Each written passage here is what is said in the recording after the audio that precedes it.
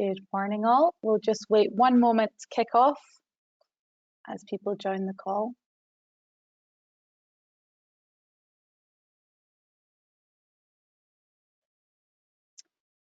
All right. Okay, good morning, all, and a very warm welcome to the Citrix and Bytes event, where over the next 2 hours and 15 minutes, we'll be discussing how Azure Virtual Desktop and Citrix Workspace could work better together for your business. I'm Rosie Hodgert. I sit in the executive engagement team at Citrix, and I'll be here alongside your panelists today to run the event. So before we begin, just please take a moment to familiarize yourself with the panel on the right-hand side of your screen. So we've got a question drop down, and in that, as we go through the session, if any questions come up, please do just pop them in the question panel, and we'll make sure that we address them in the last 15 minutes as we'll have a panel discussion. So we are recording the session today, so if you have to drop out at any point, you can catch up afterwards. And if there's anything else you need as we go through the day, please do just reach out to me on the chat panel. And this is our agenda for the session. So I'll hand over to Peter now for some quick welcome comments and to run through the plan for today. So over to you, Peter. Thank you, Rosie. Morning, everybody. This is the kind of session that we typically would be running in person at Citrix's Paddington office. So it's how we long to be able to do that again at some point. But we are where we are, and I'm sure what we'll try and do is make this as free-flowing and interesting as possible, considering the circumstances. But do keep the questions coming, because if we can try and make it interactive, that's the best thing that we can do. As the agenda shows, we've got a lot of speakers that are going to be able to share a number of different sort of viewpoints from various different areas today, both from a Citrix point of view, a Microsoft point of view, but also a service delivery point of view. So one of the things that I just want to also highlight is that Bytes also can give you something of a solution as well as part of this, and that's where we can really sort of help out with our customers in this area. We have a dedicated modern workplace team where we are able to bring together whatever it is that is your strategy around EUC, and are conscious of the fact that this might be something that you're very much aware of about how you can utilize something like AVD, but you're interested in Citrix. Well, we can help out with that. But it's not just a Citrix and Microsoft conversation. As you can see, we also have real key partnerships with hardware vendors, which can help with that end-to-end solution. We can help with the service transition. We can help with the fast-track engagement. We've got very, very good relationships with all of these key vendors in place that really give us that credibility to help with your projects that you might have in this regard. So, you know, Bytes are very much able to help with your whole journey, so to speak, for modern workplace, and that's what we'd like to really give you something to consider going forward. What would it be that you would perhaps consider as part of the modern workplace? Well, we've put it into 5 key categories. It might be employee experience, it might be endpoint management, it might be something around security that you want to cover off, or even the collaboration piece. We're going to be having a look today very much around that hybrid cloud VDI piece, and very much how that can support access anywhere, that hybrid working, these kind of scenarios that are solutions that are very much require technologies for you to support these kind of concepts. So if it is something that's that we're covering off today that you need further discussions about, please get in contact with us and we can discuss that. But if it's anything else around the modern workplace too, we're also able to give that advice. And this obviously is independent advice that we can provide, and we run advisory services which can give you that steer to make the right decisions for your business. So this is really where we are trying to help our customers at the moment. and this modern workplace team is where we are really making sure we can deliver that for you. Just to kind of make you aware of these latest announcements from Microsoft. So just in case this isn't covered off today, many of you may have seen this, but WVD hasn't had a rebrand. It's now called AVD. So Microsoft announced that it would be rebranding it from Windows Virtual Desktop to Azure Virtual Desktop. And this doesn't mean that there are any technology changes, so to speak, as a result of this. It literally is just the same technology, but just a rebrand. But what it does tell us is that Microsoft really are changing a few things about this product going forward. So the fact it's now called Azure Virtual Desktop and not Windows Virtual Desktop goes to show that it's perhaps likely that they'll start supporting Linux virtual desktops in the future. And also the fact that it's called Azure Virtual Desktops means that this Windows 10 multi-session OS looks as though it's going to be exclusively available in Azure. Not going to be available in any other cloud, not going to be available on-prem. It looks like it's an Azure-only product. So that's very, very key to that announcement, in our opinion, on June the 7th. A couple of things that Microsoft also announced, that there were new features of AVD. They've now integrated single sign-on and better integration with Endpoint Manager. So this makes it a lot more streamlined as the way that you can start managing your Azure virtual machines. However, there are limitations. This is the Microsoft Endpoint Manager on-prem. This isn't Intune. So you need to kind of be aware of what this kind of will do for you if you are considering AVD. Citrix certainly do have a very easy way of being able to manage your desktops and your virtual desktop infrastructure, which will still need to be managed to an extent. And the guys today will take you through that as to see how that is really a reality.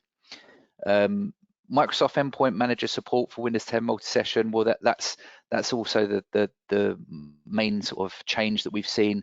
There also appears to be this quick start onboarding. So typically in the past, this has been very much a PowerShell driven deployment that you've needed to do for these Azure workloads, and getting started has been something of a challenge which can take all day. And then bearing in mind you're getting charged for every minute that you consume a virtual machine in Azure, it could start getting costly. So what this onboarding quick start thing does is it really reduces the amount of time to make a basic deployment of AVD. It doesn't make it production ready, but it does make it ready for you to start playing with and conducting your proof of concept very quickly. So that's just kind of a few of the changes that Microsoft have announced with regards to AVD. And then there is this new billing functionality that is available for ISVs. So you can start taking advantage of a different kind of pricing structure, so that it doesn't mean that you need to make an investment into E3 and E5 licensing, or even Windows 10 licensing to support access to AVD. You could do it through an ISV partner, for instance, and that is something that's very interesting, particularly for ISV partners, but also for customers that just want desktops on demand. So just to kind of make you aware of those new announcements from Microsoft, that's really all I was going to cover from today's session, and I'll hand over to, I believe it's Adam next. Thanks, Peter. Good morning, everybody. If you just bear with me 1 second while I have the morning battle with technology, make sure I get the right thing up on screen. There we go. Perfect. So good morning. Thanks, Peter. Thanks, guys at Bytes, for inviting us along. My name's Adam Polsakowski. I am our Director of Pre-Sales here in the UK and Ireland. I have a team that primarily focuses on financial services, insurance, and our enterprise business. And the purpose of my team is to really help our customers understand how Citrix can help them and how our solutions can help them. Also to really understand what it is that our customers are trying to do so that we can feed that back into our organization. So what I want to do now is just to make sure you can see my screen. I think that's right there. So for me, it looks like a white screen. Peter, are you seeing that as well? Yeah, I can see every time I click, it's telling me. Right, how about now? Can you see that, Rosie? It's not full screen, but I can see the deck. And now? No, it pauses every time I present. Let me try one other thing. See, I told you technology was going to be my undoing. Is that working? That's it, full screen. Thank you. There we go. So what I want to do now is I just want to walk through briefly kind of the Citrix vision and strategy, how we see the world today, how we see the world tomorrow, and kind of our experience with our customers, and then how our solutions are helping our customers on their journey. And then I'll pass over to the rest of the team to really pick up and take it from there. So kind of from a Citrix perspective, when we look at what our belief is and what we see of our customers is, there's a general understanding that organizations that invest in empowering their employees to be as productive as they can will get competitive advantage. Now, when we think about the best way to empower employees to be productive, you can look at that from lots of different angles, but on the run that we've just had of the last 18 months of lockdown, and if we look at the change in work styles, we fundamentally believe that by making all of the tools and services available to employees so that they can do their best work wherever they are, is not only going to meet all of your resiliency plans, your continuity plans, but it does enable people to work in their best way. So by making sure that people can work from any device, any location, at any time, to really put the application of choice in their hand, it means that people can start to leverage the benefits of flexible working whilst putting themselves in the position to work at their best time for them in the best way that makes them productive. Now, I mentioned the pandemic. Hopefully we get to stop talking about that soon. We obviously Boris made some announcements yesterday that will bring some normality back. We've spent kind of 12-18 months talking about the new normal, what normality looks like, and the reality is no one really knows. I've got some stats here, and you can see that the appetite and attitude towards remote work and towards back of the office have changed during the pandemic, and we see lots of different organizations looking at how do we start to leverage some of these changes that we've been through and these new normals to really empower how people are going to start to work. Now, what's interesting is these sources, these statistics come from a one poll that we commissioned, but depending at the point of time during the pandemic, the statistics changed quite dramatically based on what people thought was attainable and what was in line with government guidance and expectations. But what is clear is people will be working from the office less. Whether that means 1 day a week, 2 days a week, or just, it's now become normalized for people to make the choice based on what their given requirements are. We see that, statistically, the feedback from all of our customers are, it will change in some way how people work. And I think that statistic on the right-hand side there, greater than 40% of companies will change their policies and schedules. And then that's how we'll see it waterfall down across the rest of the organization, but it will become a competitive differentiator for talent attraction and retention. Now, how do we provide that? That really comes broadly down in part to IT. And again, over the last 12-18 months, we've seen this acceleration of shift towards cloud, and that was already a mega trend that was already happening, was well on the way. But what has happened over the last 12-18 months is lots of the reasons and challenges that were hurdles to adoption have now been overcome. We were forced to overcome them. So we've seen, almost all of our customers that we engage with have kind of accelerated that shift towards cloud. And instead of us, now talking about, what are people's appetites to cloud or what's, a cloud strategy, people are full on, and we've seen that acceleration in cloud services. Whilst at the same time looking at how do you adopt those cloud services to digital, to deliver the, digital workspace solutions, which is really, technologies that are used to impact how people work. And I think that's really important, because if we're going to put people in a position where they can now work from lots of different locations, from lots of different environments, providing the benefit of nice office space that's been feng shuied within an inch of its life, where we have football tables and games rooms and libraries, actually we strip all of those things away when people start to work more flexibly and more remote.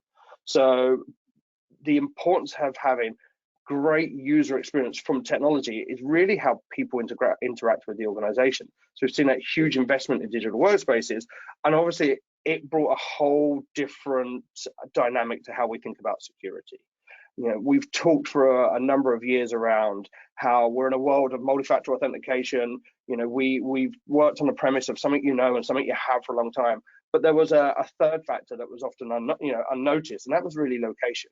If you were in the office, you were granted a high level of privilege. Well, strip that away and move everybody remote. It created this new security paradigm where we had to think, well, actually, how do we now deal with security? Now we've removed that notion of presence, giving us that sense of security.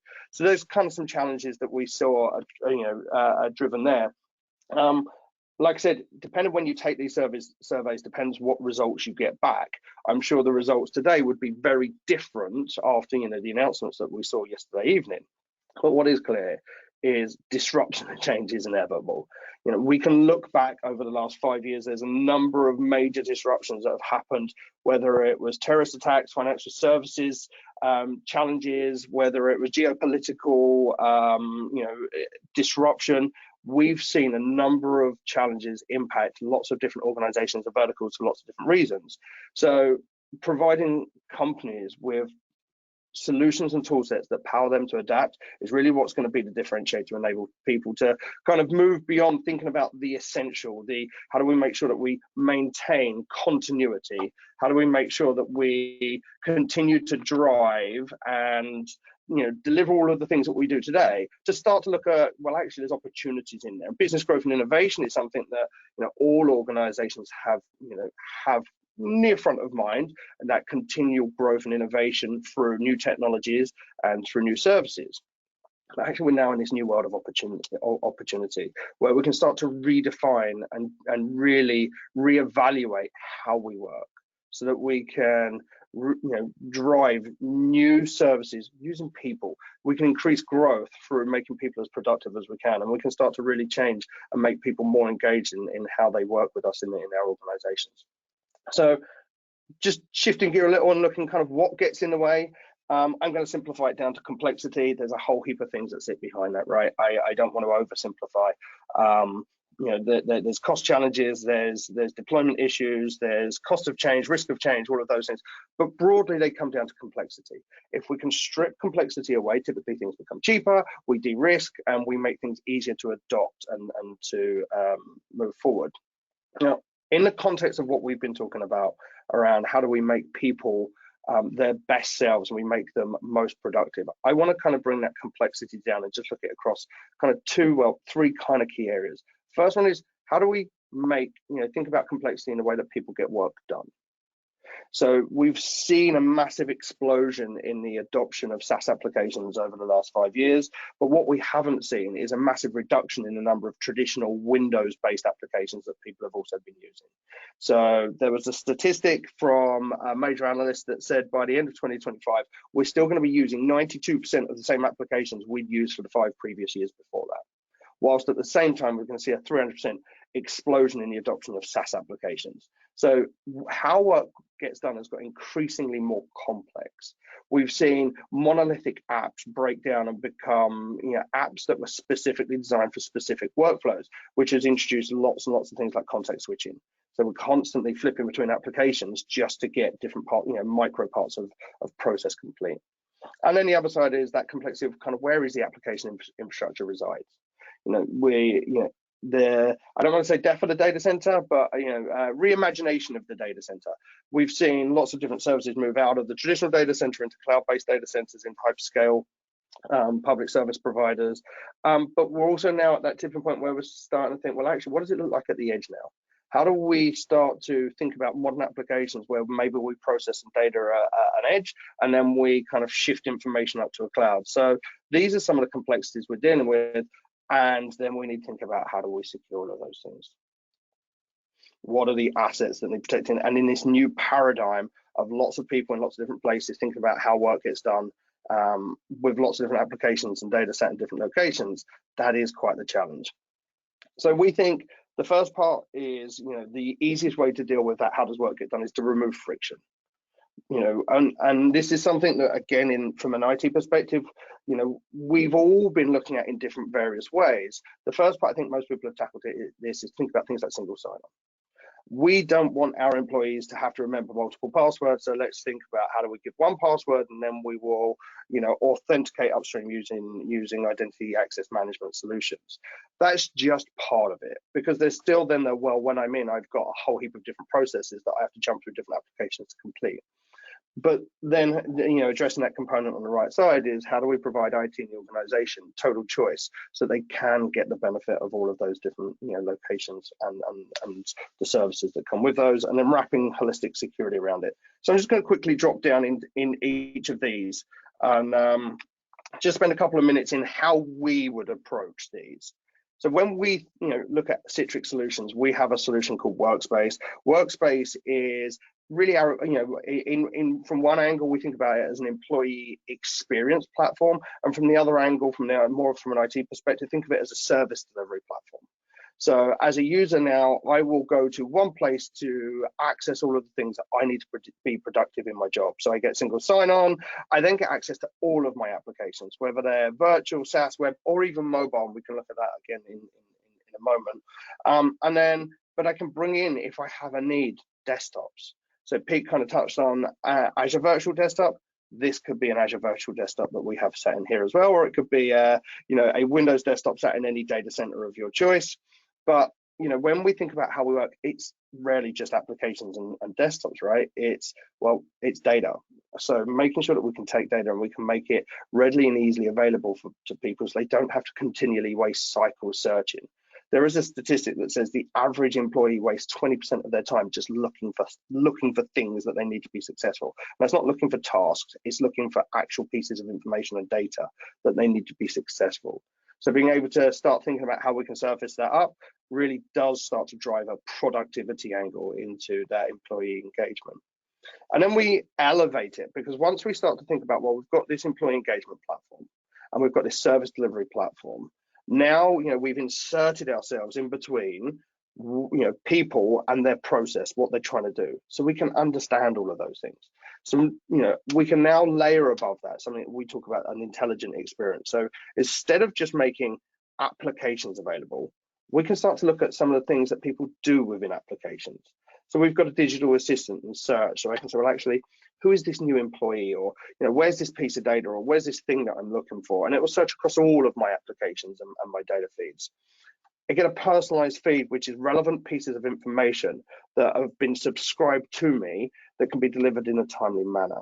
So, you can see in the activity feed here, things like expense claims, expense approvals, new service desk incident tickets. So all of those relevant pieces of information to my task, to my role, to my position are easily surfaced to me via our Workspace platform. Adam, just to jump in and make you aware, you've got 5 minutes left in your session. Thank you very much. Perfect. We can then reach inside those different applications and say, well, actually, maybe we don't need the whole application. Maybe we just need a process. So instead of having to surface the whole application, I can reach inside maybe a SaaS application and say, well, if the only activity people do in this application is request holiday, why do I need to surface a whole application and 10 different clicks for them to request holiday when I could just surface the action instead? As before, we get recent application files and desktops. And then this notion of micro apps, and that's where we start to tie all of these things together. So it's not just, well, actually, here's a notification, and it's not just here's a workflow. So how do we link those together so that I can not just receive the notification, I can approve the notification, and I can continue that workflow all within the same application without introducing context switching. So all of the things I've talked about are available across different work style types. I've got one experience here of a shared workstation, personal device, corporate laptops, mobile devices. It's a consistent user experience across all of those. That's really important, because then it starts to, I believe, kind of remove the notion of tail wagging the dog, right? I see so many organizations that define how people work because they have to manage an endpoint or because they have to own a device.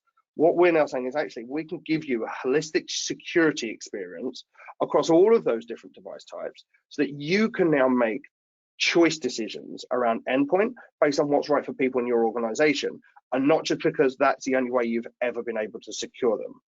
So when we start to think about security, what I'm really talking about here, and it's not the session that we've got today, but we can always do a follow-up, is really how we introduce a zero trust approach. So we're sat in between what people do, people and what they do, so we can see context. We can do simple sign-in, but with real context. Then we can continuously monitor. We can evaluate risk upstream in that process as they continue to work because we sit in line. And then we can we can start to enforce and apply policies that will close loop any risk that we see, and we can mitigate. So as an example, if I see someone trying to download data they've never downloaded before, that might not be a particular issue, but I might change their risk score just to increase monitoring slightly. If I then see them browse to dropbox.com or outlook.com or Gmail, I might feel like that's an exfiltration attempt, so I would change policy to block that data being uploaded. So we can really start to not just do security on ingress, but we insert ourselves in that workflow so that we continue to monitor what people are doing and try that security, so that we can get consistent security posture that's in line with all of the kind of compliance and governance regulations that you would have to meet, which starts to enable to do some things faster for IT, right? Now, how do we roll out applications and different services more quickly? And then finally, I talked about choice.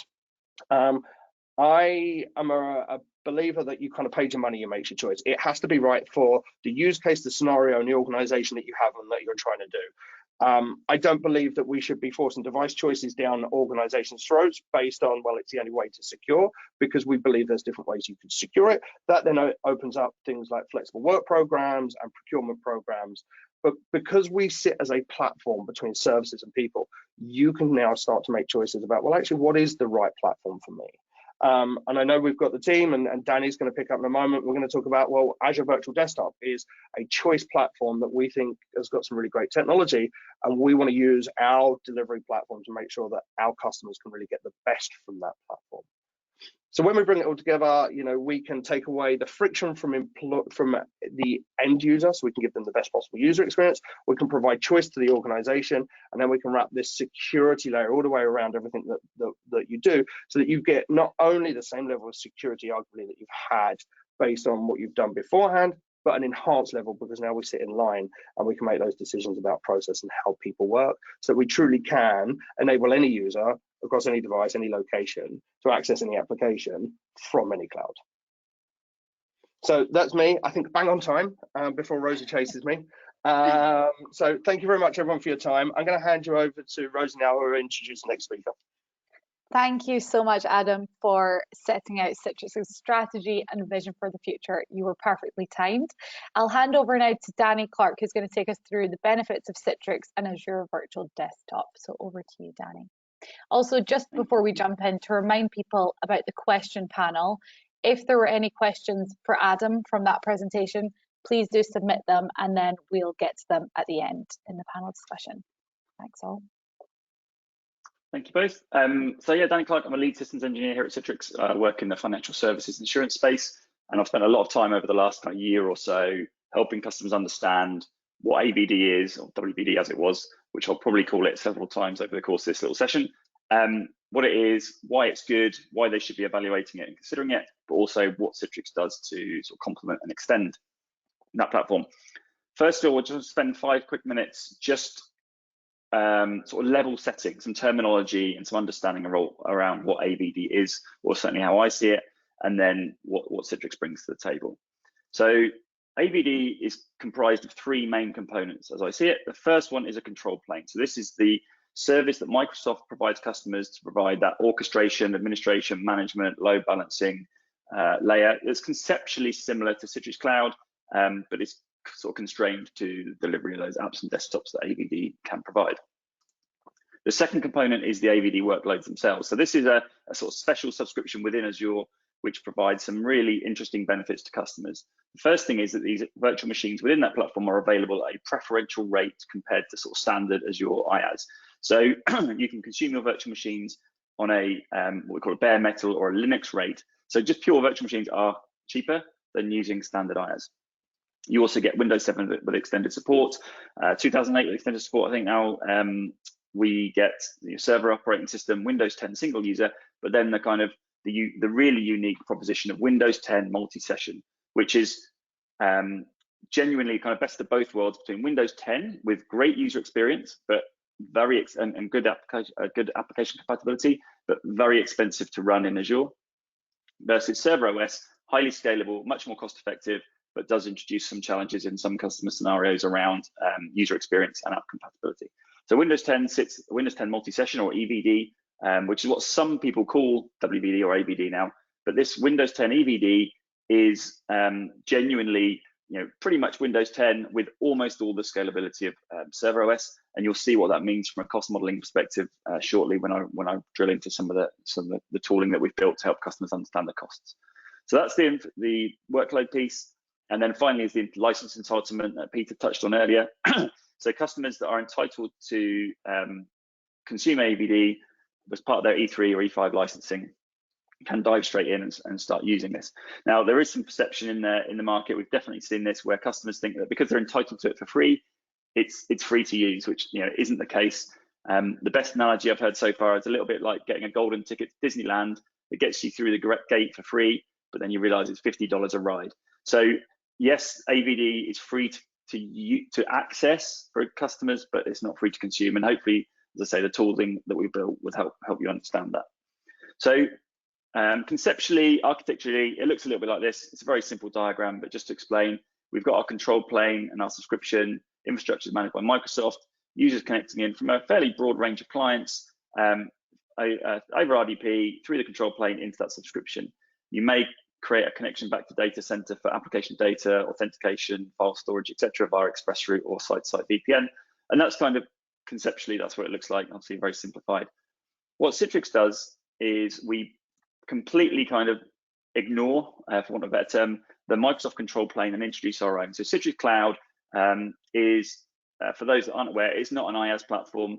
It's not a PaaS platform. It's software as a service. So Citrix software provided as a service from our own tenants. And what that brings is a whole range of services. So the apps and desktop service that you can see there is conceptually the closest thing to the Microsoft control plane. But as you'll see, there's a whole range of other services available to you, whether it's endpoint management, access control, analytics, secure browsing, workspace, endpoint management, app protection. There's a whole load of things within our portfolio. The second thing we do is we introduce new capabilities within the tenant itself. So better ways of managing application layer, applications, images with our MCS, PVS, app layering. We've got a very sophisticated power management and consumption management service through our autoscale. So there's a bunch of things we do to optimize the consumption of those workloads at that point. One of the biggest additional things we do is hybrid cloud. So this ability to use our control plane to manage not just those Azure Virtual Desktop hosted resources, but also resources on-prem. And they might be legacy Windows 7, Windows 10, Server OS, might be remote PC, which for those of you who aren't aware, is a way to treat physical desktop machines as Citrix hosts. And that's a really good way of decoupling users from their machines and providing all the remote working and flexible working benefits that typical virtualization candidates have got historically, but offering those to those people that were tied to desks. And that can also be really interesting in return to work. So when people start coming back into offices, you can be a bit more flexible at where those people sit and introduce sort of social distancing, etc. You can put those workloads on pretty much any kind of infrastructure, physical, virtual, hyperconverged, cartridges, blades, on virtually any hypervisor. So lots of choice there around your workloads.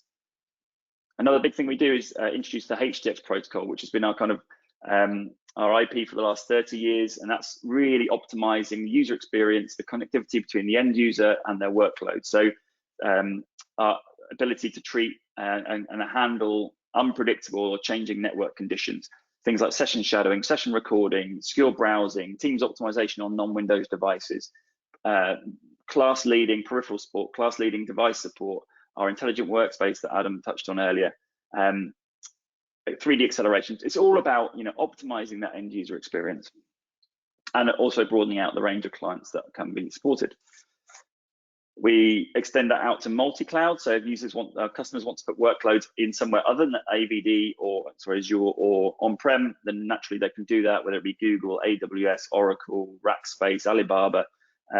We really don't mind, and there's lots of reasons to do that. It might be because you don't want all your eggs in one basket with Azure. It might be that you're developing services in AWS, or it might be down to regional services, regional pricing, regional performance. There's lots of good reasons why you might want to do that. We support pretty much any identity provider and any multi-factor authentication out of the box, including some new contextual authentication options that are coming very soon. And then we bring SaaS apps into play, and this is really important because, as Adam says, people are adopting SaaS apps at a fair old rate these days. And it raises questions in customers' mind about the relevance of Citrix if people are consuming SaaS.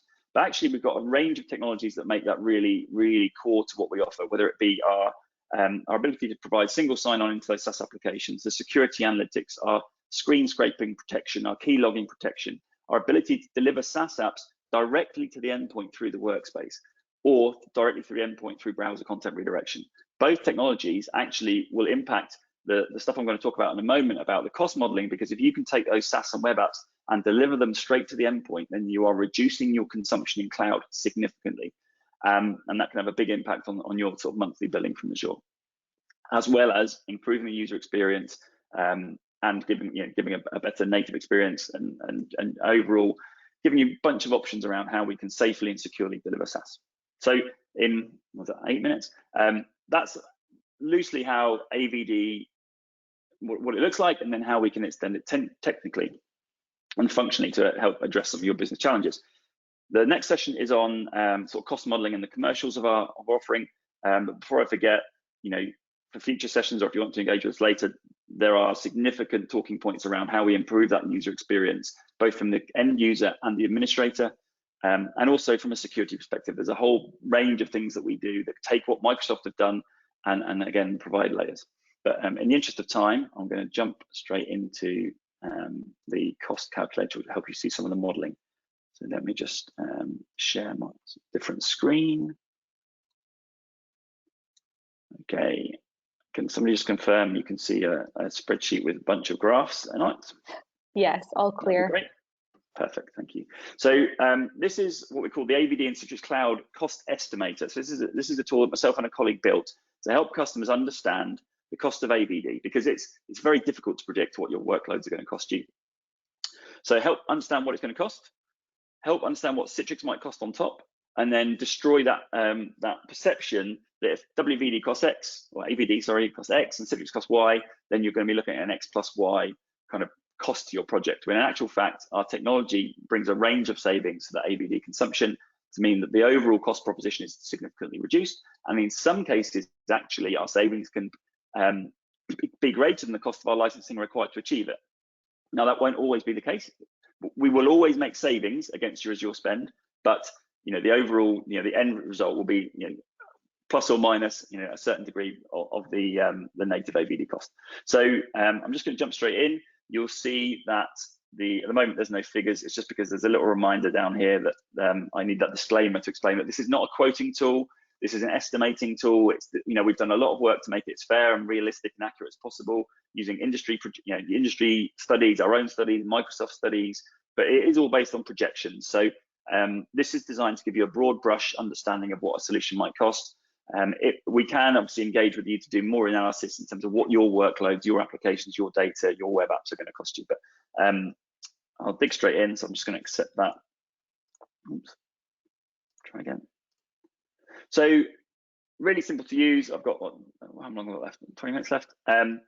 So what we can do here is we can define a customer scenario, and that in this tool means up to 4 kind of user personas or use cases or groups of users sort of logically grouped together based on their workload and their user type. So in this example, I've got some call center users. I've got 2,000 of those. They're running a Windows Server operating system, and they're a fairly light consumer of services. We've got some developers running Windows 10, a little bit heavier. In fact, actually, developers tend to be heavy, but they're there for now. We've got some third-party users, which is a really big use case for a lot of my customers, certainly in financial services, where we've got a Capgemini or a Bytes or a HCL or lots of third-party providers that are offering services, and they need some compute provided to them. So we've got 500 external users running Windows 10 multi-session, and I've got some back office users running Windows Server medium workload. Now, all I need to do, I'll set these parameters here. I've got a couple down here, which I'll come back to. We set a duration for the projection, so I can see a 3-year projection here. And immediately we see this number. In fact, we're all in English, I believe, today. We'll go to pounds. So we could be looking at, this customer for these 3,650 users over 3 years could be looking at $2.1 million spend, so pounds spend over 3 years. So that's the consumption cost. That's compute, networking, storage, monitoring, RDS. In fact, RDS counts as separate. That would be the bill to Microsoft for that workload over that term.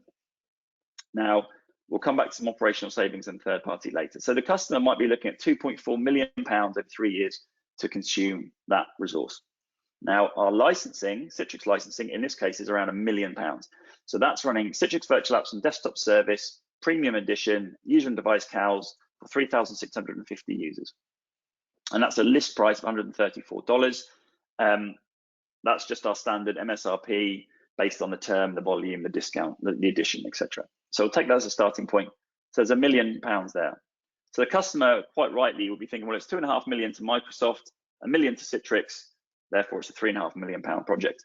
But in actual fact, we believe we could be saving that customer somewhere in the region of £880,000 against their Azure spend through a combination of Citrix technologies. So we have some Azure consumption savings here of around 700,000.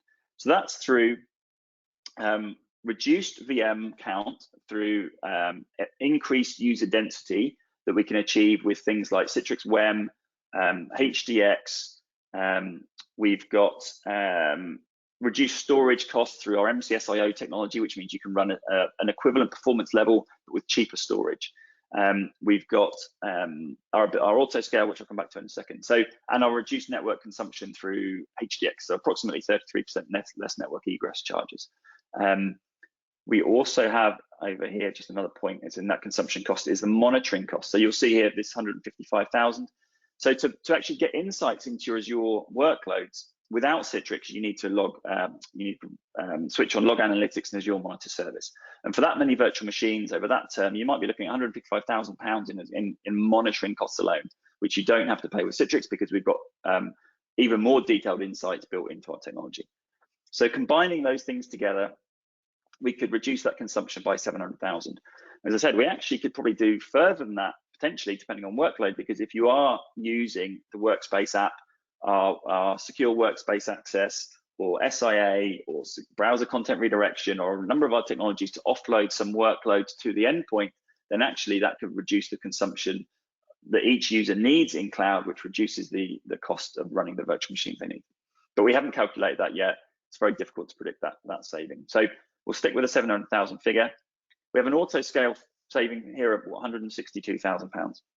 Now, auto scale is quite difficult to predict because it depends on the user workloads. We've done some modeling here that sort of assumes if you've got a fairly standard user log-on count over the course of the day, this is this orange line here, what we've done is to provide savings, I've had to compare it against something. And I've assumed that something is not a customer that's going to run all their machines 24/7 on pay-as-you-go pricing in Azure. Like some competitors say, well, we'll save you 80% or save you 75%. Well, that's only if your starting point is running all your machines, all the time on pay-as-you-go, which would be crazy. So what I've said is, let's assume this customer is doing some basic load management and they're turning all the machines on at 7 o'clock on day one. They power them all up. And then at the end of the day, at 7 o'clock in the evening, because this is a 260-hour a month customer in this scenario, they're going to power most of them off at 7 o'clock in the evening. They're going to leave 15% of the machines running to provide out-of-hours services to those users that might log in at 3 o'clock in the morning. And then that's this yellow line here. And then what we've done with autoscale is we've matched the load required to the user demand. So that's this line here. And the gap between the two is a saving. Now that saves this customer around 160,000. But there is an additional storage saving as well, because when we deprovision a machine with autoscale, that we decouple it from the storage and it reduces the storage cost as well. So there's some storage savings built into this number here. So if we've saved this 800,000, 880,000 pounds here. So the total joint proposition is actually 2.58, which is 169,000 pounds more expensive than AVD alone. So that represents a 84% return on the £1 million spend.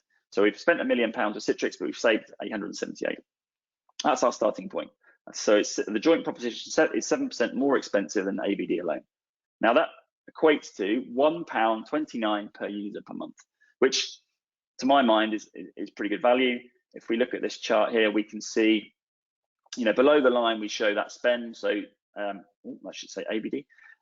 We've got 2.4 million with AVD native, 2.6 nearly with Citrix and AVD.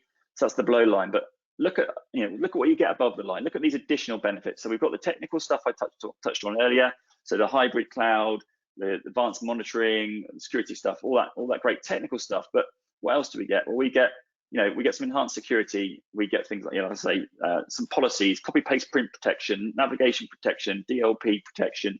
There's a bunch of stuff we do on that side. App protection policies, which is the screen scraping, and key logging protection, which admittedly is an add-on. That's an additional cost there. We've got operational efficiencies, which I'm going to come back to. We might enable the customer to consolidate their technology stack and reduce the cost. They might not have to pay for a third-party VPN solution, for example.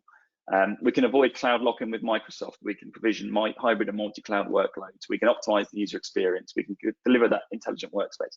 So you can get all this good stuff for, in this scenario, £1.29 per user per month. But if we go back, there's a bunch of stuff we can look at here. First thing is, the customer might not need premium edition of our service. We might go to the advanced edition. What that does, it brings the cost of our service down. There's a few technical things they would lose, but if it's appropriate to that particular scenario, now our licensing has dropped from 1 million to 700,000. All of a sudden now we're actually saving money. The joint proposition, just by dropping to our advanced edition, suddenly the joint proposition is cheaper than AVD alone by around £180,000 or 7%. So now we're looking at a cost difference of negative £1.37. So actually saving the customer some money each month. We can also look at some other things. So what else can we do? If I go over here, if I look at these compute costs by persona, I can see that actually these developers are extremely expensive. Even though there's very few of them, they're very expensive compared to the call center, third-party users and back office users put together. So if I pop back over here, we can see these guys. Now, if this were my customer, I'd be talking about, do you really need to run 400 Windows 10 heavy workloads in Azure? I see two potential options. One is that we investigate whether they might be better suited with Windows 10 multi-session.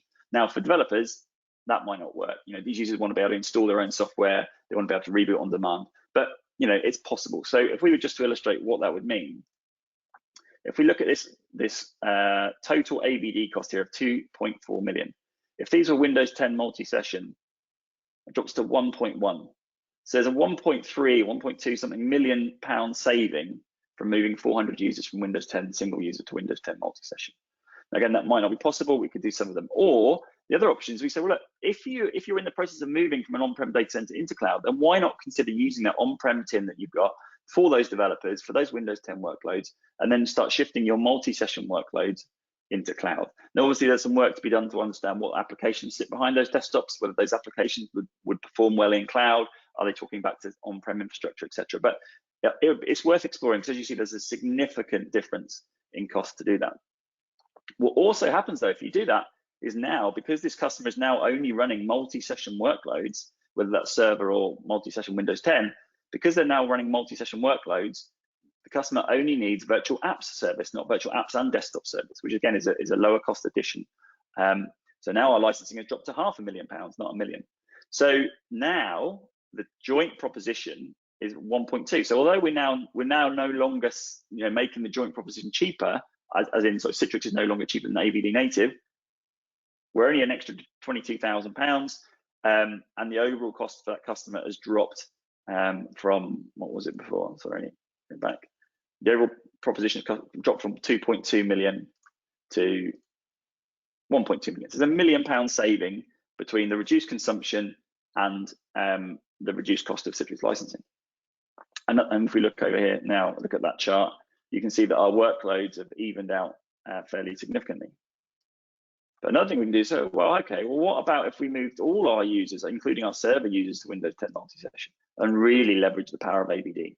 Now we can see that the Azure consumption cost has actually gone up a little bit. I think if I put those back, sorry for 1 second, we should see. So our Azure consumption is 900,000 if we have the mix, and it will drop to, go up to 980,000.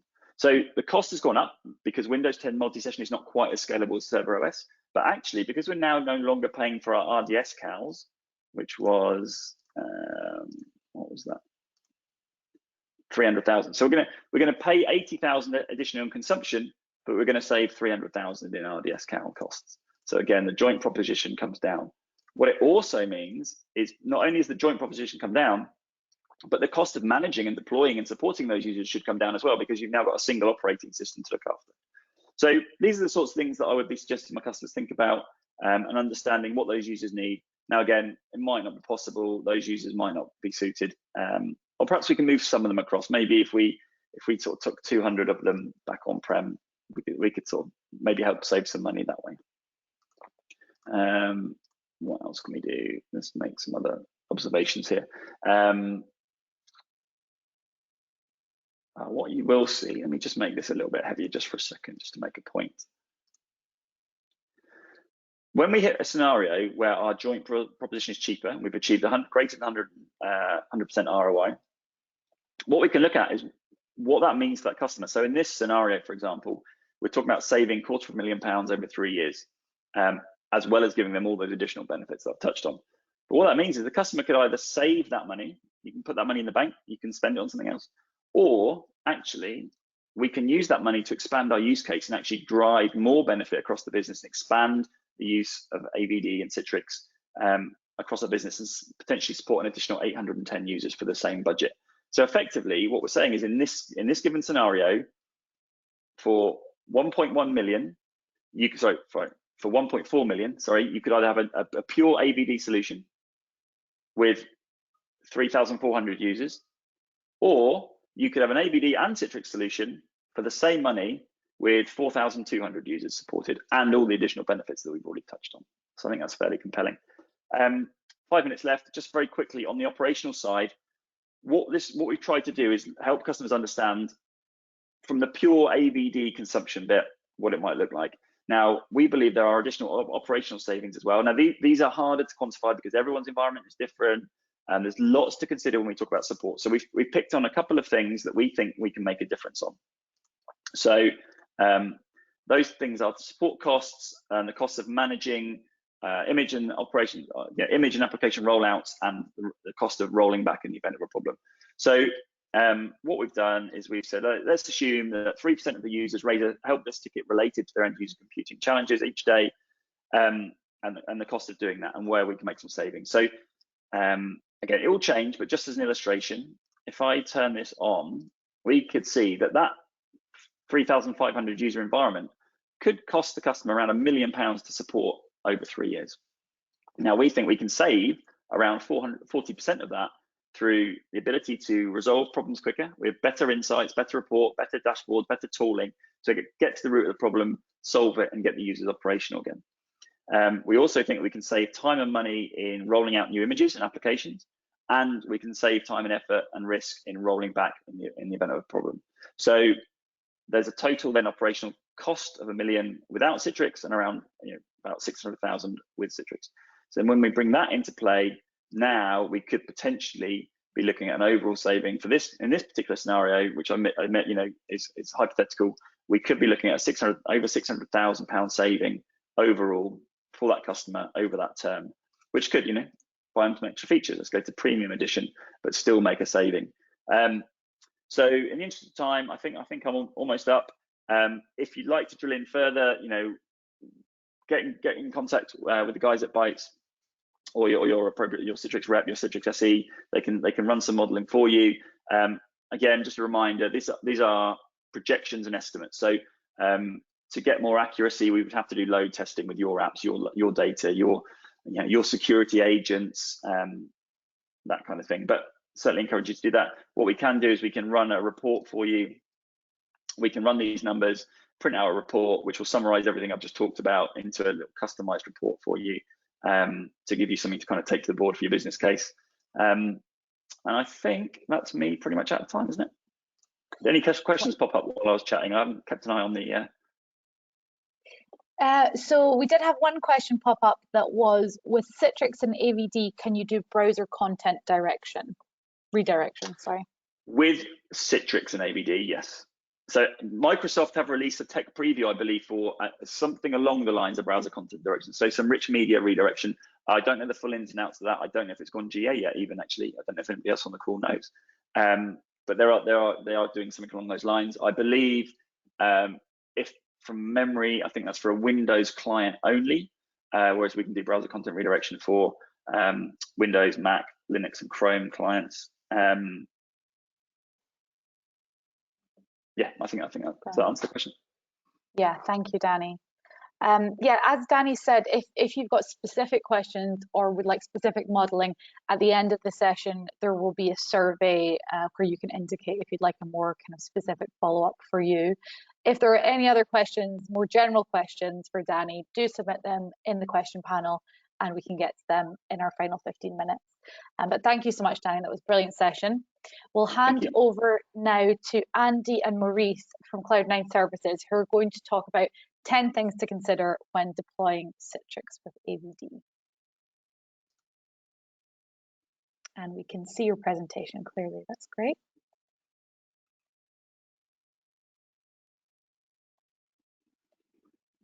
Maurice, we can't hear you.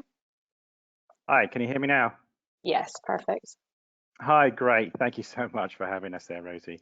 Yes, so here we have essentially Citrix on Azure, top 10 considerations to your cloud journey.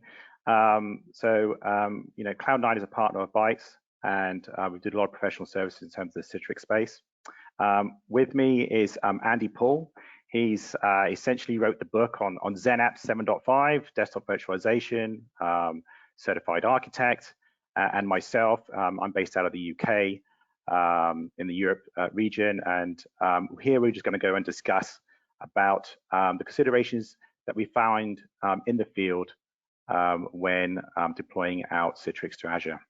So the agenda that we want to go through today is essentially going through the tenant setup, the identity management, the gateway configuration, fault tolerance, image management, utilization planning, profile management, CVAD service limits, the monitoring and data management. So the tenant setup, if we look at the tenant setup, it's probably one of the first things that customers often ask is, you know, where do we set up our tenant, which is the better location? Things you need to consider is obviously the geography, the region, and then you discuss things like regional pair, which consists of two regions within the same geography. And then there's discussions that go around availability zones, which are basically isolated locations within data center regions from which public cloud services originate and operate. And then we discuss connectivity. The biggest two that tend to be discussed the most are Express Route and the VPN. The Express Route lets you create private connections between Azure data centers and infrastructure that's on your premises or in a co-location environment. VPN is limited bandwidth compared to Express Route. The other thing you need to consider as well is the network topology. So your virtual networks, your VNets, and your subnets, and the security zones that come with that. So here we have a high-level view, just a rather simplistic diagram, but I always like to start with a picture when I'm working with a customer. I find that pictures, you know, pictures are worth 1,000 words. And so laying out what you have and where it is. Now, this isn't quite as complex as the image that Danny showed, and that's fine. You know, we usually start with a simple picture and then delve into deeper context. From a Citrix cloud service or a CVAD service and your Azure subscription, it's going to be conversations around those components that Maurice mentioned. You know, what's your connectivity, what's your VLAN architecture. Usually, we're going to see, you know, multiple VNets and each VNet multiple subnets. But understanding where items are located at. You know, you have your infrastructure subnet, you have your management subnet, your VDA subnet, you know, your access layer, and that may or may not include a NetScaler or an ADC inside Azure. We'll talk about that more a little bit later. But understanding what your components are and how they interact is a critical first step in going down the Azure Virtual Desktop pathway. Yeah, thanks, Andy. The other thing we need to consider as well is identity management, something that was discussed a little bit earlier by Danny. IT security is a constant balancing act for most companies. By providing access to users for users to be productive while also securing data systems tends to be challenging. One of the big challenges is how to support external third-party users, contractors and vendors, or even users during acquisitions and mergers. One of the things that we need to consider, obviously with Active Directory and Active Directory domain services and Active Directory domain services, and making sure that that is synced as well, is also look at the identity management of things like single sign-on, SAML, OAuth 2.0, and FAS. And then we also need to discuss a little bit about the roadmap. What's the identity management for the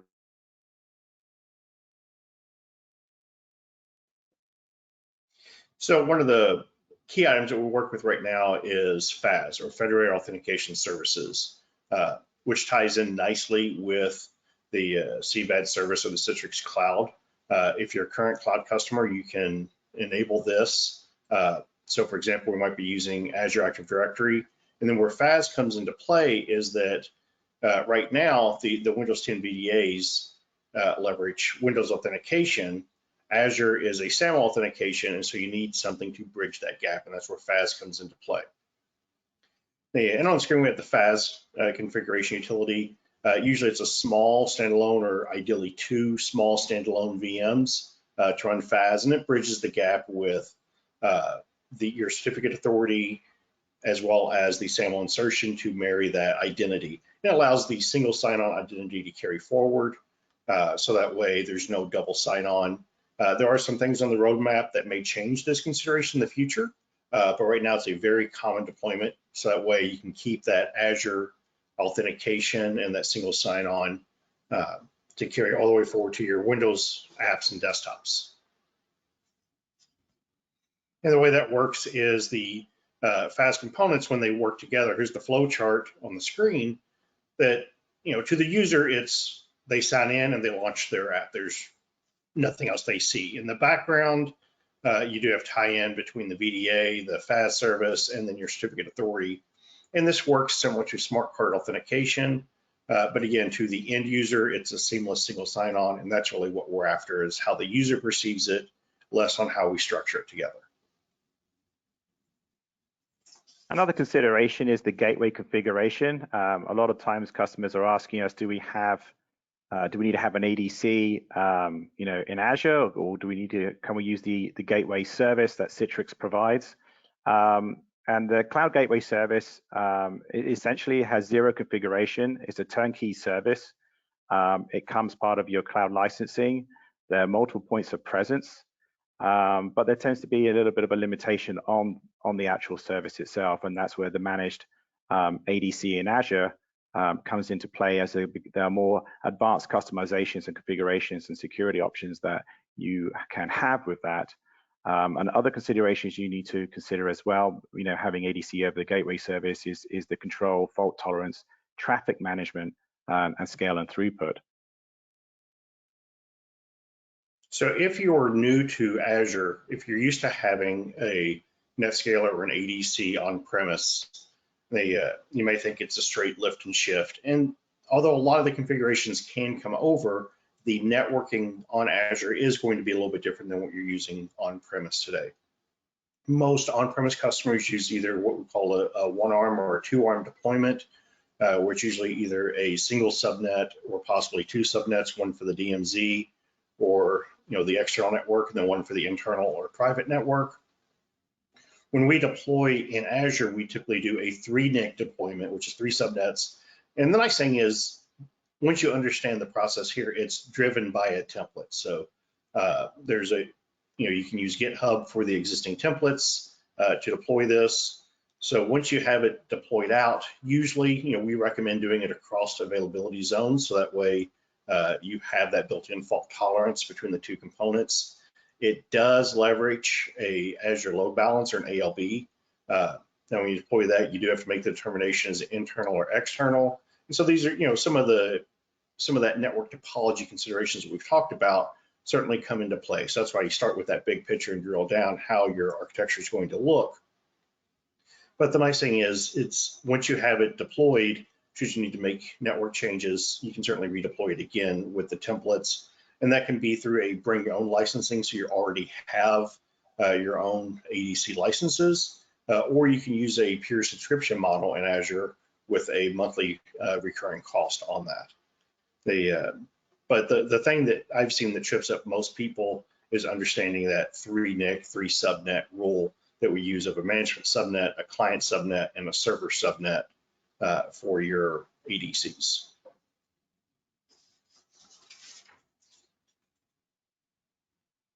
And then, you know, speaking of fault tolerance, you know, there's a couple different terms that get mixed around: fault tolerance, disaster recovery, high availability, business continuity.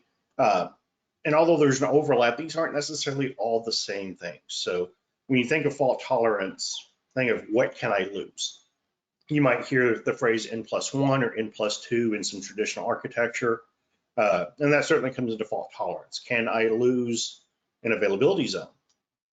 If you don't have availability zones, maybe you have an availability set that you can use. You can also define scale sets inside Azure. And that way you can know, all right, if I lose, you know, one group of VDAs, how many customers can I still support? You know, how long can I operate in that reduced capacity? These are some of the fault tolerance planning considerations. So you have high availability, which makes sure that you stay up and running. And then you also have disaster recovery that says, okay, if I lose my entire data center, if I lose my entire VNet, if I lose access to my subscription, what happens then? Those are some of the other bigger picture considerations. And from a strategy perspective, we generally have 2 main points to consider. And these are business decisions. These aren't necessarily technical decisions, but they drive the technology. And that's what's my recovery time objective of how long can I be down? And what's my recovery point objective of how much data loss can I sustain? And depending upon your industry, you might say I can have 0 downtime and 0 data loss. Other industries may be able to have an 8-hour downtime, or might be able to have a 24-hour data recovery. So some of that's going to dictate what you're using. You know, are you using something like Azure Site Recovery Manager, or are you using something like a hot site, cold site? Do you have a warm site? And all that comes into the design and planning, but understand what your fault tolerance is, and then make sure that you build your costs within your, you know, your protection model within your cost model as well.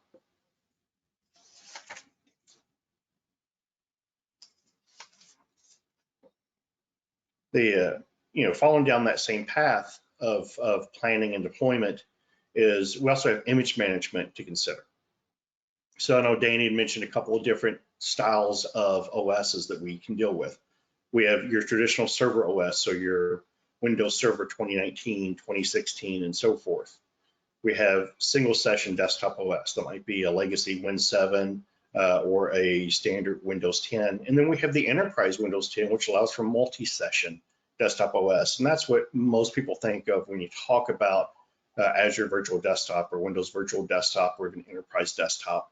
Obviously, some of the names get interchangeable, but when you're planning out your Azure deployment, or really any sort of Citrix deployment, you know, you need to plan around your master images, because that's going to determine what type of workloads you have, what type of users you're supporting, and what sort of resources you need to allocate. In the sense of you know, Azure, you can certainly import templates. You can import and export templates. So once you have a template made, you can import and export it for both safekeeping as well as porting into a different region. And then from a Citrix deployment standpoint, you know, you can use Azure template deployment. I don't know of any customer that doesn't use Citrix Machine Creation Services. We certainly recommend it strongly from an ease of administration, and that's definitely one of the benefits you get with Citrix Virtual Desktops is that ease of management that's not quite built into the native Azure products. But one thing I can't stress enough, whatever sort of image you're using, is to optimize. You always want to optimize your image. So if we are doing Azure Virtual Desktop, and since that's what we're talking about here, using a Windows 10 multi-session deployment, the easiest way to go about is all of these are in the Azure Gallery. So you can deploy it from the gallery. Make sure you use your region. And for that initial deployment, you can take all the defaults. You can click next, next, next, because you're going to customize it once you have it deployed. You know, as far as customizing and preparing the image, you know, there's no need to do sysprep. You can install your VDA. If you want to install applications, you certainly can. You could do app layering as well. And once you've created that golden image, you can then copy it to the other regions. As I mentioned, you can import and export these elements. And once you have that golden image made, then you can walk through your Citrix machine creation services using Studio. So deploying 10 machines or deploying 100 machines is literally just the click of a button. And I know I mentioned optimize, which is something that we hammer on a lot. So, you know, for that, there is an optimization tool. If you're not familiar with the Citrix Optimizer, highly recommend it. I have the Citrix article on the screen. You can also Google it. But this is an awesome utility, quite frankly, something that Citrix made about 3 or 4 years ago, and it stays up to date. You can see there's multiple templates that you can choose from. Each release of Windows, there's an XML file that drives these templates that gets updated as well. It helps turn off unused services, remove some of the bloatware, because you got to remember, you know, Windows is still built to run on a physical machine. So there's a lot of things that run on a physical machine that you don't necessarily need to run in the cloud, because that drives up utilization, which drives up consumption, which drives cost. So the better density and the lower resource utilization definitely saves. You know, I see usually about a 5 to 10% improvement in performance and density. Obviously, your mileage may vary, but the key thing is that better user experience.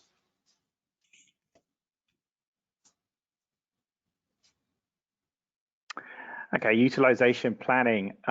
Here we're looking at things like machine instance sizing, the number of machines, how many users can you get on a machine, how many users can you get on a server, how many can you get on a Windows 10 multi-session. These are common questions that are asked. Typically, the rule of 5 and 10 that Citrix has come up with, that's been very successful in previous years, still applies. And what we mean by the rule of 5 of 10 is 5 VMs per physical core and 10 users per physical core for a server. That hasn't really changed too much. However, you still need to consider the applications that are running. Is it more CPU based? Is it more memory based? And also you need to make considerations for high availability and capacity, power, buffer, and auto scale with power management. Yeah, thanks, Maurice. So as far as resource allocation, you know, we talk about instance sizing. You know, your resources are going to be based upon the use case. Most organizations, we do something like a small, medium, large. You can choose whatever nomenclature works best for you, but understanding, you know, are these going to be task workers, are they knowledge workers, are they power users, whatever term you want to use, and then sizing the resources accordingly. I know Danny, during the cost allocation, has some good examples. You had your office workers versus your developers. They're not going to be the same size resources. And then of course we need to determine the number of instances, you know, and that's going to be impacted. Are we doing a multi-session or single session? You know, and Danny was showing that in his calculator. How much excess capacity do you want to build in? How much of a buffer do we want to have? And all those, some of those are technical decisions and some of those are cost-driven decisions. And so if we look at, you know, the machine sizing for Azure, you know, obviously, you know, these are going to change over time because Azure offerings will change over time. These may also be driven by your geography, what region are you in. Some offerings may vary, but we typically see either the FS or the D series for your server compute workloads. And that's going to depend upon the memory requirements. Are you memory intensive or you CPU intensive? You also have to consider scaling out versus scaling up. You know, scale up for larger VMs, greater density, or scale out for more flexibility. There's no right or wrong answer. From a desktop perspective, we usually see the F2. For a higher desktop, you might be out an F4.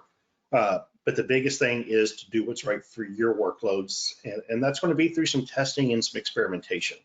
And obviously, each of these has a cost to it. But we do have utility. The auto scale is a great method for managing that cost. So auto scale, if you're familiar with the older power management, that's where auto scale grew from. But auto scale works on both schedule-based and load-based scaling.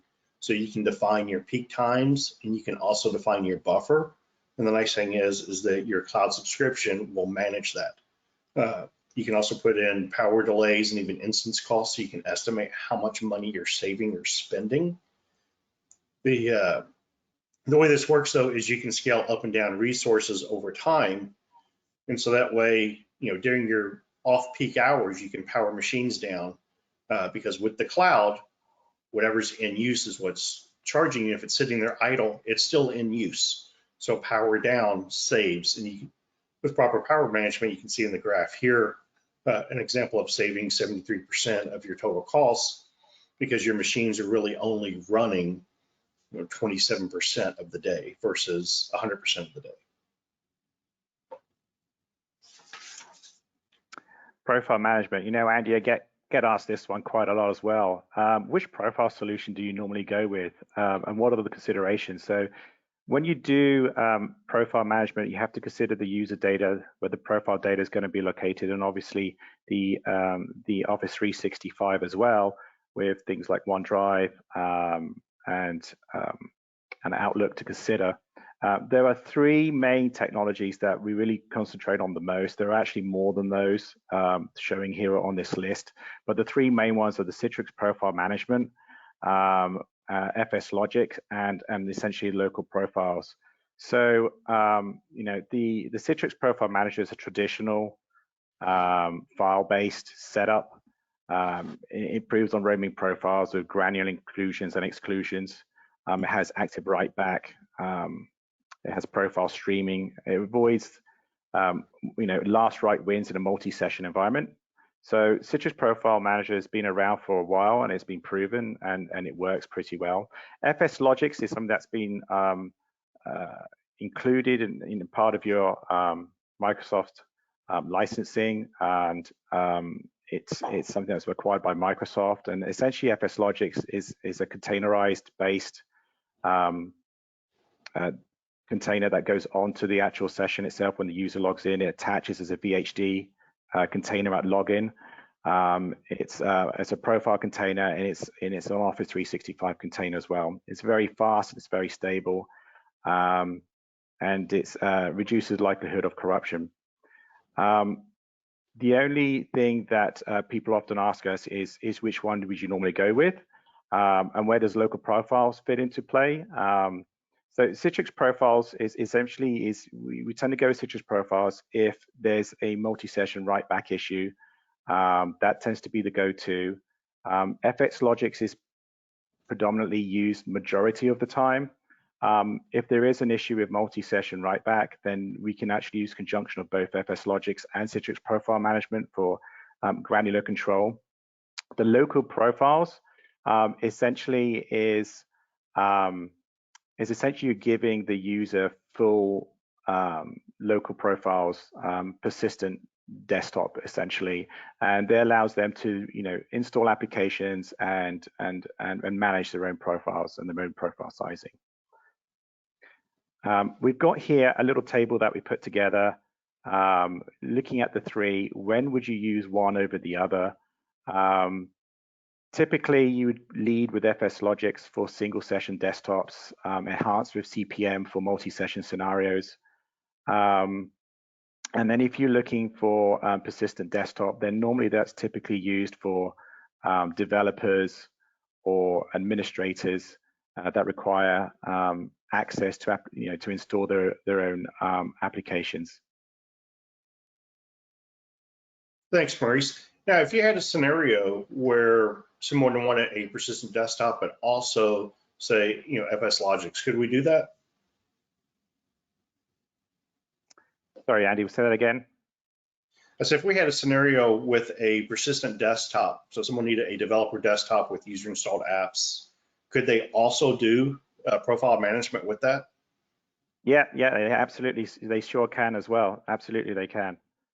That can be included. The only thing that with the one of the things that we find with the FS logics and containerizing and adding that is that sometimes the storage can get out of control. So that's just a consideration that needs to be made, especially if storage is an issue. And then there's a whole user density problem. Then obviously you need to consider how much storage each user really requires, and putting an FS logic containerization on there could actually get to the point where it's using up a lot of the storage, essentially. And if you want to control that, then you have to keep an eye on that. Understood. Thanks. Yeah, and speaking of that, there are other limitations we have to consider along with storage. We do have some service limits now. To be honest with you, very few customers are ever going to approach the service limits. This is more of a planning scenario, similar to what Bruce talked about with storage planning.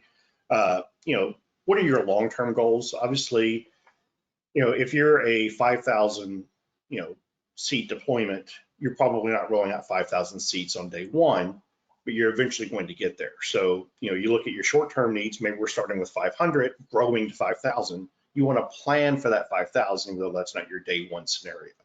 As you get into larger scales, you may start looking at multi-sites, whether that is that could just be multi-region deployments, or maybe true multi-site is in separate subscriptions.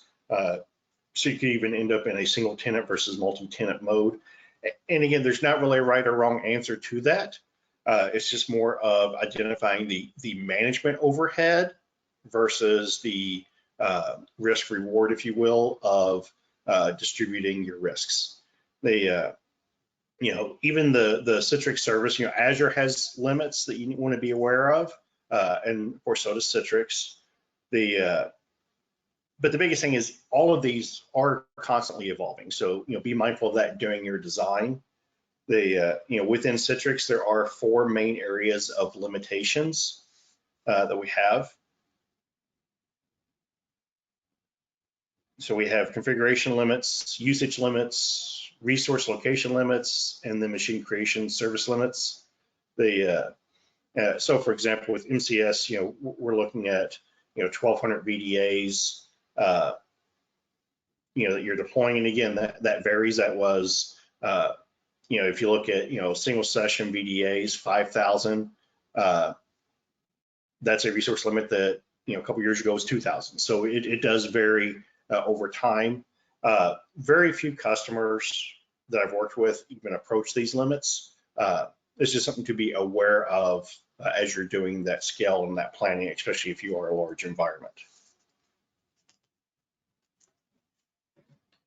And then as far as monitoring goes, monitoring is key for any sort of deployment, on-premise or cloud. The nice thing is with the CVAD service is there are several different monitoring tools built in. There's status, which I'm going to show in just a moment. You can also configure your account alerts, so you can get emails. You can still configure monitor or director for emails. There's the Azure monitoring tools. So you do have Azure Monitor Service if you're running in that for a VM level. So I think this is a drill down. Your status.cloud.com is going to be the holistic service. The account alerts is specific to your service. The director is specific to your deployment. And then Azure Monitor is specific to your VMs. So you have multi-levels of monitoring for different levels of service. And of course, we have integration into third-party monitoring tools. There's quite a few up on the screen there.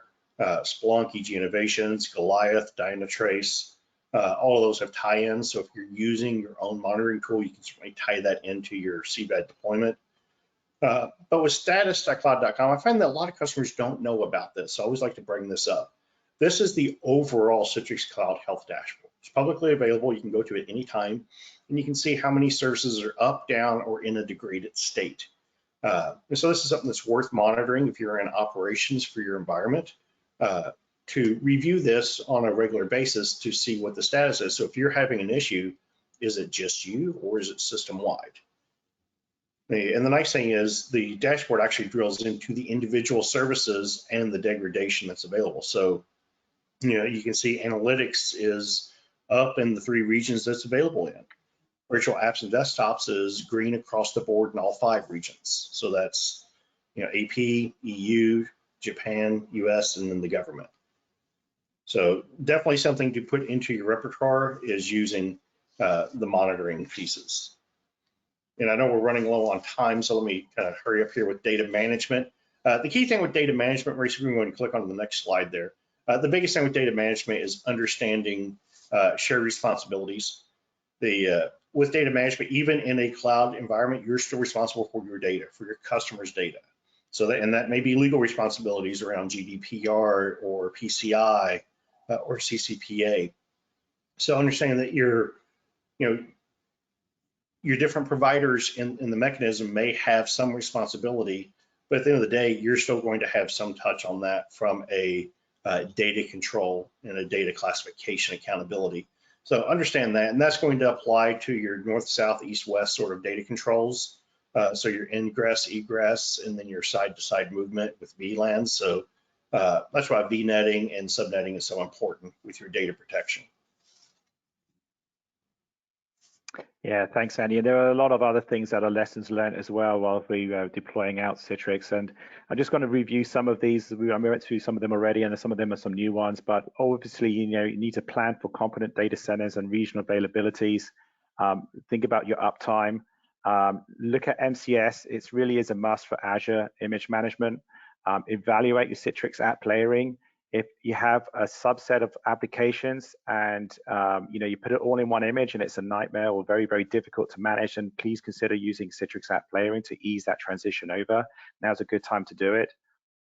Look at AD domain services. It's still a requirement. Consider storage space direct from profile storage. FAS is a main key for single sign-on with Azure AD. Be mindful of subscription limits. And then consider a dedicated Citrix subscription as well, and organize resource groups for granting application of rollback access and control. On-premise Citrix recommendations still apply, so make sure it's still secure. And then create separate subnets for infrastructure workload type and use case. Finally, Azure connectivity is critical for the success, so make sure you monitor your express route or VPN utilization. Consider optimal gateway routing to direct your Citrix traffic out of your express route, and review the supported features in Citrix product documentation before rolling them out, making sure you captured all the features that you need. I think we just rolled in within time there, Andy, and we're good to answer any questions anybody may have. Yeah, I think Peter had a question there. Peter, did you have a question for us? Well, there's a question that's just come through from one of our attendees, just about profile management and if bloated FSLogix profiles can be cleansed. So I suppose the question is really around if exclusions can be added, and will existing profiles have these exclusions removed as the same with Citrix UPM. So 2 questions there. Can the bloated FSLogix profiles be cleansed, and is there exclusions that can be added with FSLogix? So yes, so it's a great question. The short answer to that is yes. The longer answer is, once exclusions are in there, obviously things aren't going to go into the profile at that point. If there is bloat inside the profile, typically we can use a PowerShell script to clean up some of those bloated elements, because you're not going to eliminate what's already in there from the risk, because your policies will change about what's included and excluded. And so the new exclusions won't carry forward, but if it's already in the profile, it's going to be in the store. But it's a pretty easy cleanup to maintain. Brilliant. Thanks very much, Andy. Yeah, so we are at time for that session. Thank you both for such an informative presentation. If people do have other questions, do post them in the question panel, and we'll come back to them in the final 15-minute panel discussion. But thank you both for that great session. And now we're going to hand over to Russell Peters, who's going to take us through a 30-minute solutions demonstration. Over to you, Russell. Yeah, thanks, Rosie. Thanks, Maurice and Andy. That was a really good session. So hopefully we'll be showing some of the things that you covered off there. So let me just share my screen, minimize my panel. So you guys can hear me all right? You can see my my Windows demonstration screen now. Everything's all good before I start. Yep. All clear. Thanks, Rosie. Yeah, so I think I've got about half an hour, and some of the things that we're going to run through here in the demo is obviously the workspace, you know, and how we're securing and publishing different types of resources. Obviously, Azure Virtual Desktop, so we'll take a look at that, have a look at some of the Citrix value add we can add over that, some of the Citrix integration like SIA, how we can add that into AVD. You know, that's based on Gartner's SASE model. I'm not sure if you're familiar with that, the secure access edge. And then we'll take a look at Citrix Cloud, you know, ease of management, how we can help with some of the things like you know, AVD deployment, MCS, some of the things that we just covered off there. Auto scale, we'll look at that, and provisioning and some of the cost savings there. And then we'll finish on analytics, you know, and have a look at security analytics. I think Adam touched on that in his initial session, and performance analytics. So, yeah, you know, usually these sessions are quite sort of fluid, and we can ask a lot of questions. I think there is an option to put them into the chat window. So, yeah, if we've got any questions as we come through, please go ahead and ask them, or any of the panelists that can actually interrupt me, please feel free to do so while I'm running through this. So yeah, I'm going to dive over to my my demo machine here, and I'm going to open up the workspace. You know, and this Windows machine that we've got so we've got the Workspace app installed here, right? You're probably familiar with Receiver, installing that Receiver app into your different endpoints. So the Workspace, the app piece is I guess based on that, but you know, I just want to make it clear that the Workspace is not just the application we're installing, right? So there's lots of different services that are feeding into this Workspace.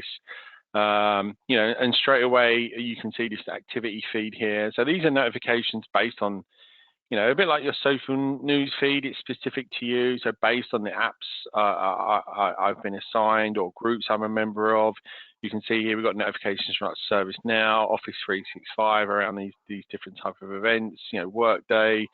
You know, if I'm a manager, I can do expense reports, that type of thing.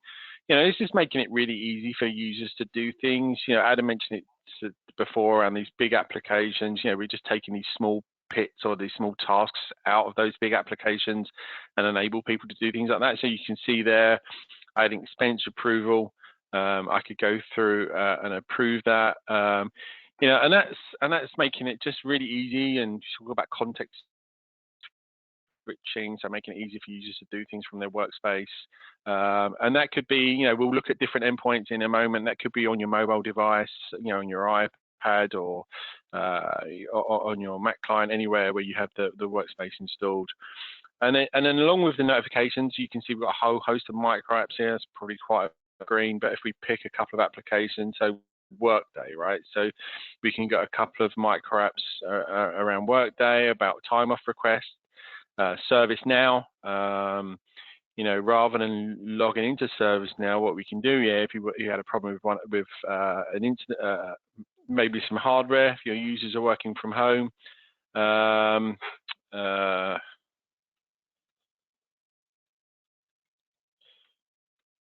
so your users had an issue with a piece of hardware. Rather than logging into the app, you'll just see we go ahead and we can jump into ServiceNow in a second, and you know, we'll even get a notification in here. It'll take a few minutes to come through, but something along the lines of this, you get a notification to say, you know, your incident's been logged. You know, you can update the incident, or the call handler can update the incident to either close that off or say it's still outstanding, that type of thing. You know, and there's lots of different types of micro apps. Things like there's even one that we've made in-house for our virtual apps and desktops.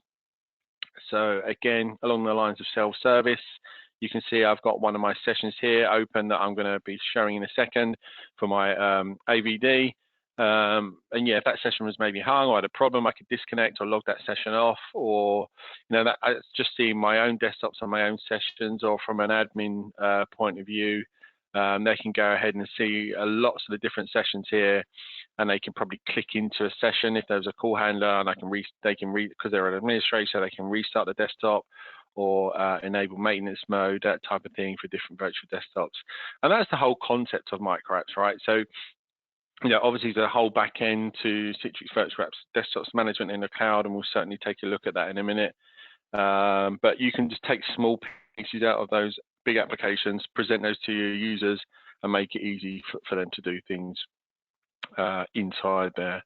You know, and one of the things that we were looking at here, let me just have a look, is, you know, we actually use this one inside Citrix, you know, as we're allowing some of our employees back into the office.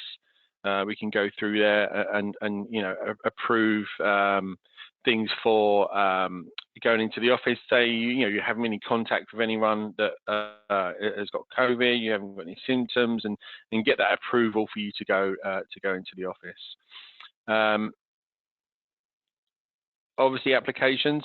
So, you know, as with Receiver, you used to have virtual applications, but now we can obviously still do virtual applications, but with the workspace, we can now bring in things like SaaS applications, web applications, or even local applications, and, you know, really bring those all into one portal and secure the delivery of those applications for our users. You know, you can see things in here like ServiceNow. So if I click into there, you'll see we'll get single sign-on through into the application. Again, making it easy for your users, though they don't have multiple different places to log in. Let me just refresh that. It's probably been sitting there for a while. They don't have multiple different usernames and passwords to remember. They don't have to go to different URLs, different gateways. You know, it's just going to make it easier for them. One location, we're securing those different application types. You know, again, if I log into this application here, and this is quite a nice one to show you actually, because what we've done on here, there's a couple of extra security features that we've enabled on here. So let me just actually break out of the workspace for a minute. And on this demonstration machine, I've actually got a keylogger installed on here. So if I come to this notepad, is not running from within the workspace. So if I put type something in there like my name, and you can see this keylogger here is going to capture that information that we're doing on there. Just making sure you can definitely see that in the screen. But then if I jump into the application that is launched from inside the workspace, and I can type something in here, and you can see what is coming out inside that keylogger has been jumbled up or obfuscated from that keylog capture, because you know, it's being accessed from the workspace, and that even works at time of login. So we type in your username and password, all of that information will be cancelled out. We've got copy and paste restrictions on there that you're probably familiar with. It's been in CBAD for quite some time. You know, print restrictions you can do on there as well. But additionally, in the Workspace app is the screen scraping technology. So what you can see here, you know, if I'm on a home machine, and I think this really resonates with lots of people working from home. They may be on machines that, you know, you're not too familiar with what they've been up to on those devices, if they're not corporately managed, or if they are, they haven't checked in for a while, they've allowed some malware on there, you know, like keyloggers, you know, you can stop things like that. But also what we can do with the screen scraping, you know, we can really stop people from capturing that information out. And you can see I've captured my desktop, I've captured a local application, but what I haven't been able to capture is anything that's open through in the workspace. This black piece here is the application that's running in the workspace. So, you know, the watermarking here is customizable. It's just got my username, my IP address, you know, and that's ultimately a deterrent for people picking up their mobile device if they wanted to. Where's my camera? If they wanted to screen capture that was on that screen, that's going to, you know, deter that, because it will leave a trace of my name on it. You know, the keylogger is going to stop, you know, bad actors capturing what you're typing into those applications, launch from the workspace, and then the screen capture tool is going to stop people, you know, capturing information and then saving it locally and forwarding it on. And then obviously the copy and paste you're probably familiar with CVAD of old, and print restrictions. You can't copy out of a workspace application and copy it locally. I mean, you can if you want. All of these security features are granular, and you can turn those on or off as you please. So it's just quite a nice way of controlling how your users are accessing those. And even contextual access, which is relatively new. I think it came out a week or two ago now, where you can do different, apply different policies based on context. And I'll show that in a second, where something will look a little bit different on my mobile device, still in the workspace, still the same user, but it'll look a bit different on a mobile device. So that's device-based contextual access. And what is actually coming, or is in tech preview at the moment, is geo-based contextual access as well, which is really important to a lot of our customers. Now, before I move to desktops, obviously we've got a whole host of desktops in here. Azure Virtual Desktop we'll look at in a second as well. But we've got the files piece as well, right? So you can see we've got different storage repositories in here. OneDrive we can put in here. Network shares and Citrix file share storage obviously as well, and there's some nice functionality that's built into that. If we've got time at the end, I'll sort of double back on that, but I want to try and focus on Azure Virtual Desktop. So if I go ahead and launch this desktop here, you'll see this is actually running, and this whole demonstration I'm running here is based out of Azure in East US. So even the cloud management, the whole piece here is running out of East US. So you can see you're going to get, if you had it in EU, you're probably going to get a nicer response time. But you'll see, even though this is, based on the East Coast of US, we're still going to get really great response time. Citrix is going to be able to deliver a really good user experience. So, looking at Azure Virtual Desktop, one of the things we can see, we still have the workspace installed on here, and this is going to enable us to do all of the nice things that we looked at in the workspace, but maybe accessing it in a different user format. So things like the applications that we're accessing here, like Workday or Salesforce or Wrike, whatever it is we're accessing, you're still going to get that single sign-on. You can integrate with the start menu like we used to be able to do with virtual apps and desktops. So again, your users don't have to worry about different gateways, different passwords. That single sign-on is just going to make it really nice for your users. This one's launching in a secure browser, so it might take a little bit longer to launch. And also the files piece that we just saw in the workspace, you've got the files piece that is added into the image, and hopefully I'll touch on sort of MCS, machine image creation and deployment in a second. But the nice thing about putting this Citrix files piece into your AVD is all of those files that we saw in the workspace and that are available to us on those different endpoints via the workspace are going to be available to us via Citrix files on these virtual apps and desktops. And again, like I said, so these storage repositories are based in different locations. The files piece is installed on the image, but it's not a syncing tool, right? So you can see here we've got lots of different, that maybe OneDrive, Dropbox, Google Drive, whatever it is you're using, network shares. You can present those to your users in here. And those files will still be available to users. I might just open one up actually. But again, like I said, it's not going to sync any of that information down. But it will allow you to open those files, and when you do open those files, it'll open locally in a cache, and it'll give your users a really great user experience. And you can see once I've opened that, I've got a great experience because it's cached locally. So to the user, it's going to look like it's installed locally. But when your users log off, it's going to clear that cache. Ready for the next person. It's not going to leave any files, and that's really important in that hosted, shared, pooled VDI environment where your users are hitting a different desktop every time. The notifications that we saw in the notification window will go into the Microsoft Notification Center there as well. So we've got notifications, we've got our access to all our applications and our files equally in our Citrix Azure Virtual Desktop. So let me just come into here. And one of the other things that I said I was going to touch on as well is around the Citrix SIA. So that's just lots of different inline security technologies from a secure web gateway where we can redirect or block certain sites, a firewall, the CASB, malware protection, and DLP protection there as well. So, if we just step through some of these things that we can do here. So, like for example, like gambling. If you wanted to block certain gambling sites, you can do that by category. It's really easy to do that. Or, you can even put exceptions to that, where you can put a specific exception to a certain gambling site if you wanted to do that. And redirects as well. So if you're allowing your users to go to sites like YouTube, it will redirect that to maybe your own company channel. Like we've gone to the Citrix channel on YouTube here, and you can also restrict searches within here. So if I search for MMA, mixed martial arts, it's going to give you some results, but there's probably some content on there that might be a little bit extreme. So you can see this option here that some of these results have been restricted by your network administrator. So again, it's quite granular what you can do on there, just protecting your organization from things you don't want to be on there. So if I have a look at this site that we've known malware, obviously that's been blocked.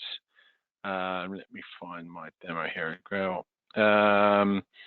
And DLP, right? So if your users are going to sites or you're dealing with sensitive information, I can have a look at maybe, let's say, some sample information here. If I try and copy some of this information out onto my clipboard, and then I want to go and try and post that on another site or locally, if I click on that, the Citrix SI agent is going to block things like that. And you can even request an exception if that is a legitimate thing that you want to gain access to there as well. And you can even redirect a Mega IO, that's the URL I'm trying to go to here. This is a file storage site, and you can just redirect it to your own Citrix Workspace. If there is a genuine reason to upload some content, that will take you to the Citrix files of your Citrix Workspace there. So again, some nice use cases there for using Citrix and Azure Virtual Desktop. Teams optimization as well. I think some of you may be familiar with the Skype optimization that we used to do, but we now can do that for Teams. And ultimately, what that's going to do, you're running your AVD in Azure. Maybe you've got a smaller VM type, low CPU or memory.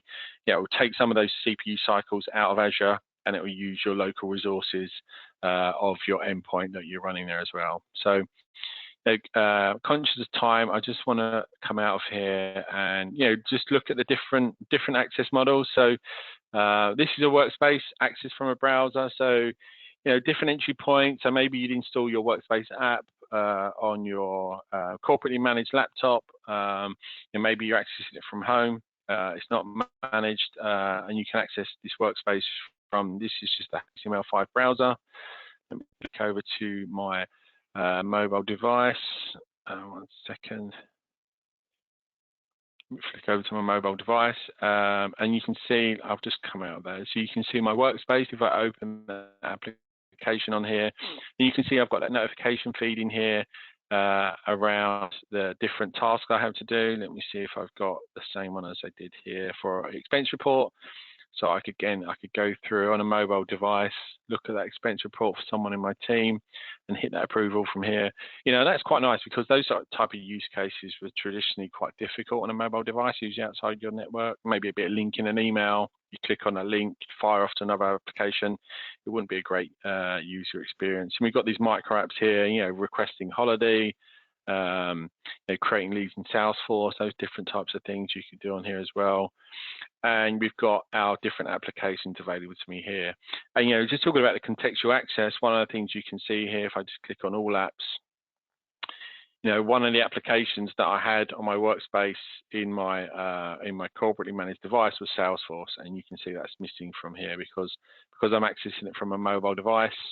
That type of application, just an example, is blocked for me on here. And I'm just going to come out of here now.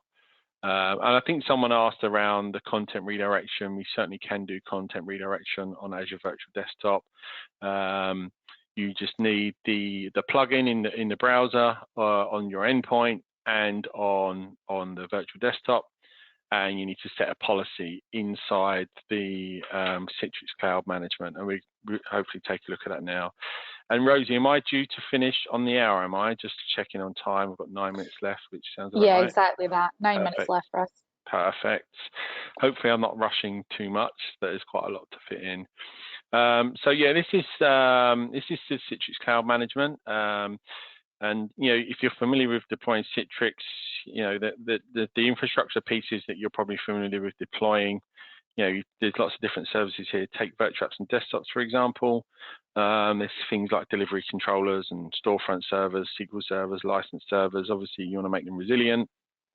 So you'd have, n+1 of those, maybe in more data centers than one. So there's quite a lot of servers then you're managing just for virtual apps and desktops, in terms of keeping the lights on, updating, securing, patching. These are now hosted by us in our cloud, and there's lots of different services here.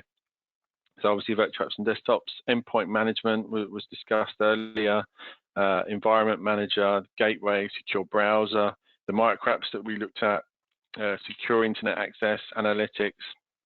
All of these things now are now managed by us, delivered down as a service. And one of the really powerful things that it is really important to me as an ex-Citrix administrator is that these are evergreen, right? So some of those big projects around upgrading versions or upgrading your infrastructure servers with different versions of Citrix is now no longer a concern. Obviously, you still need to update your endpoints and keep those up to date, or your VDAs or your worker servers, whatever you're calling them, or your Azure Virtual Desktops, but the infrastructure pieces will be evergreen and always up to date. Now, your resource locations can be of your choice in your own data center. Citrix still totally support that. AWS or Azure US East, and you can see this is where we're running our data center from. And these are our cloud connectors. Once you install your cloud connectors in a resource location of your choice, you can then view the resources and manage those different resources from Citrix Cloud. So this is the status of one of our cloud connectors. And if we just jump back into here, I just want to have a look at the virtual apps and desktop service. So again, this is something you'll be familiar with, and this is something how you can manage your Azure Virtual Desktops. While we're just waiting for that to open, one of the things I'm going to cover off is around Azure Virtual Desktops and auto scale. And this is my Azure management plane. So if I just jump into my virtual apps and desktops, and I have a look at AZ.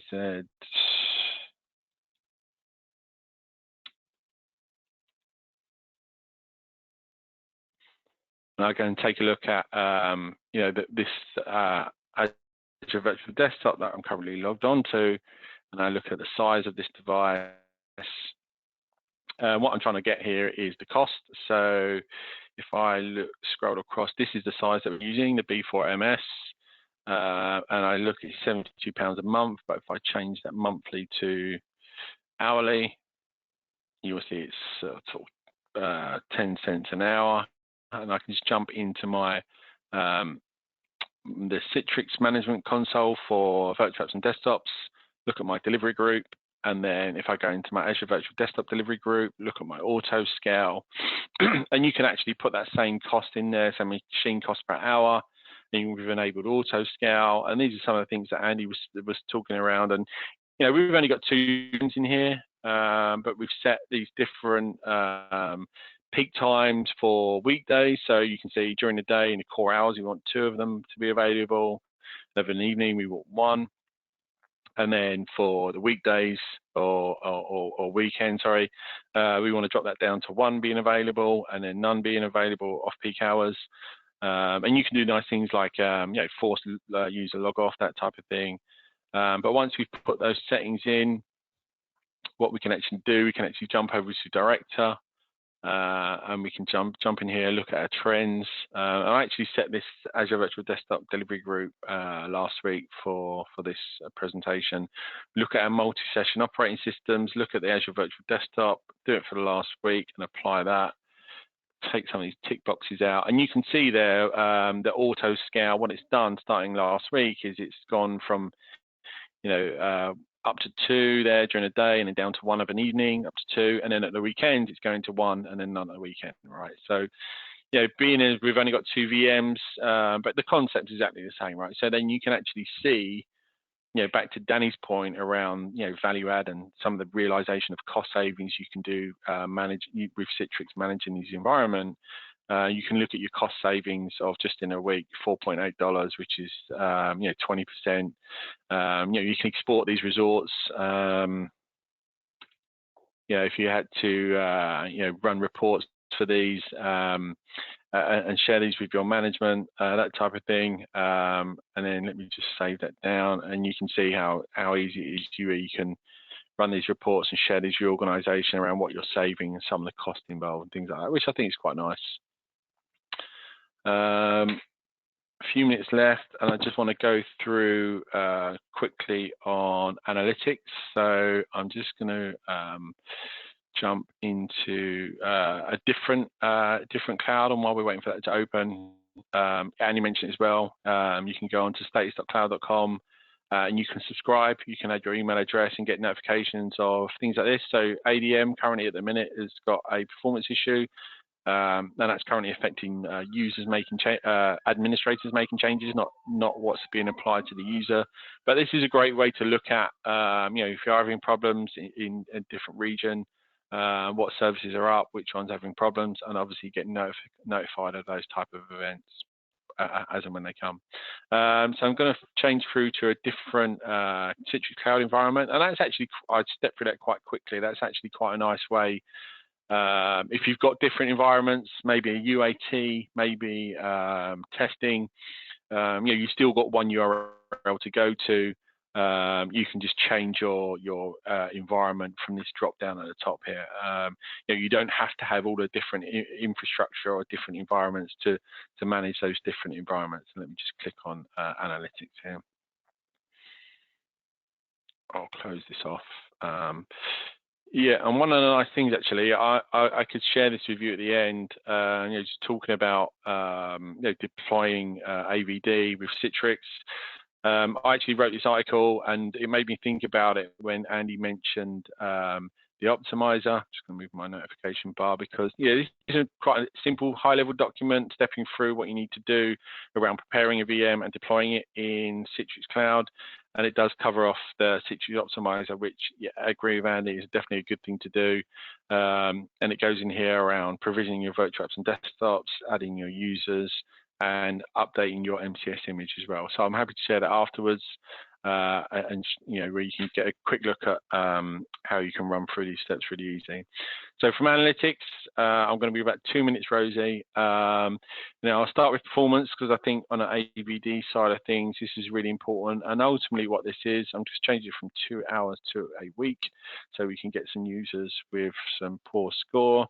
And ultimately what this is, looking at the analytics, you know, so this is looking at things like, because we're coming through the workspace, we see a lot of metrics from the user. We're looking at things like session login duration, session responsiveness, session availability, and session resiliency.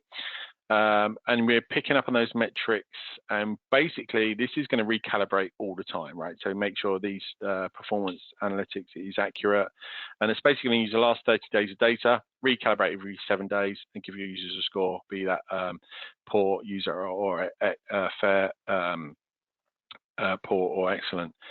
You know, and when you see your users have got a poor score, you can drill into some of those and look at some of these factors, what could be causing that user have a poor experience. So I think session login duration is quite a classic one, and it'll either give you insights into, you know, what could be causing the problem. So you've got some people that have a large profile, it's going to be causing a poor log on, or people's group policy.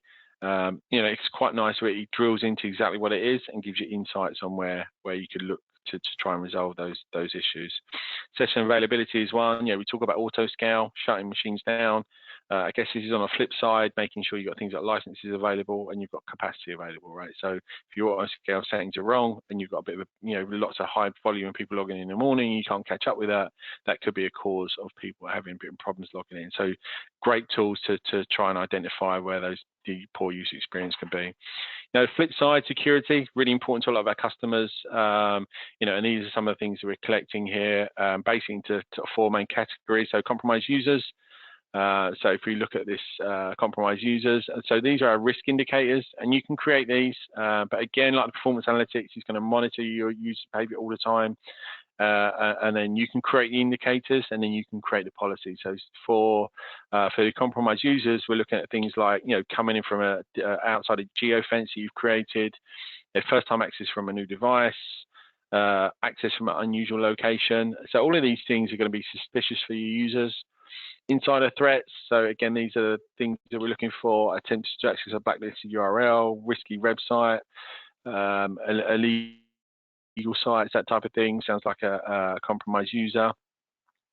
Data exfiltration, again, some of these indicators are here. So excessive excessive access to sensitive files, excessive clipboard or downloading. Just quickly touching on this. So these is how you create these indicators. So we've got things like, you can create your own, but just looking at some of these that are accessing here. So CVAD access from the first time. This is in apps and desktops. You can create these quite straightforward. I'll actually run through ones. It's probably quite easy to do. So you can pick your service. So we're going to go with apps and desktops, and then we look at, maybe city, and then you can say, is not equal to, and then you can put maybe London. And the nice thing you can do there as well, once you fill that out, you can give estimated triggers on how many it's likely to give. So could it be every time a user comes in from here, the first time? Is it a high, medium, or low risk, that type of thing? So very straightforward to create these, but the policies are the important one. I don't have the access to create these. So these are what's going to happen if those indicators are met. So just quickly looking at this one, so this user is doing excessive amount of downloads. So that condition's been met. So this is what's going to happen. We're going to request a response from the user, and we're going to add the user to the watch list. And this is what the response is going to look like. You're doing excessive amount of downloads. Can you confirm it's you? And that's all going to be automated as well. And just looking at security as well, there's some nice dashboards around getting an understanding of where your users are coming in from. Obviously, there can be some countries you're familiar with and expecting users to access from, and some countries you're probably not. So again, there's a really nice way to do that, and you can run reports on those different types of things you're setting up there as well.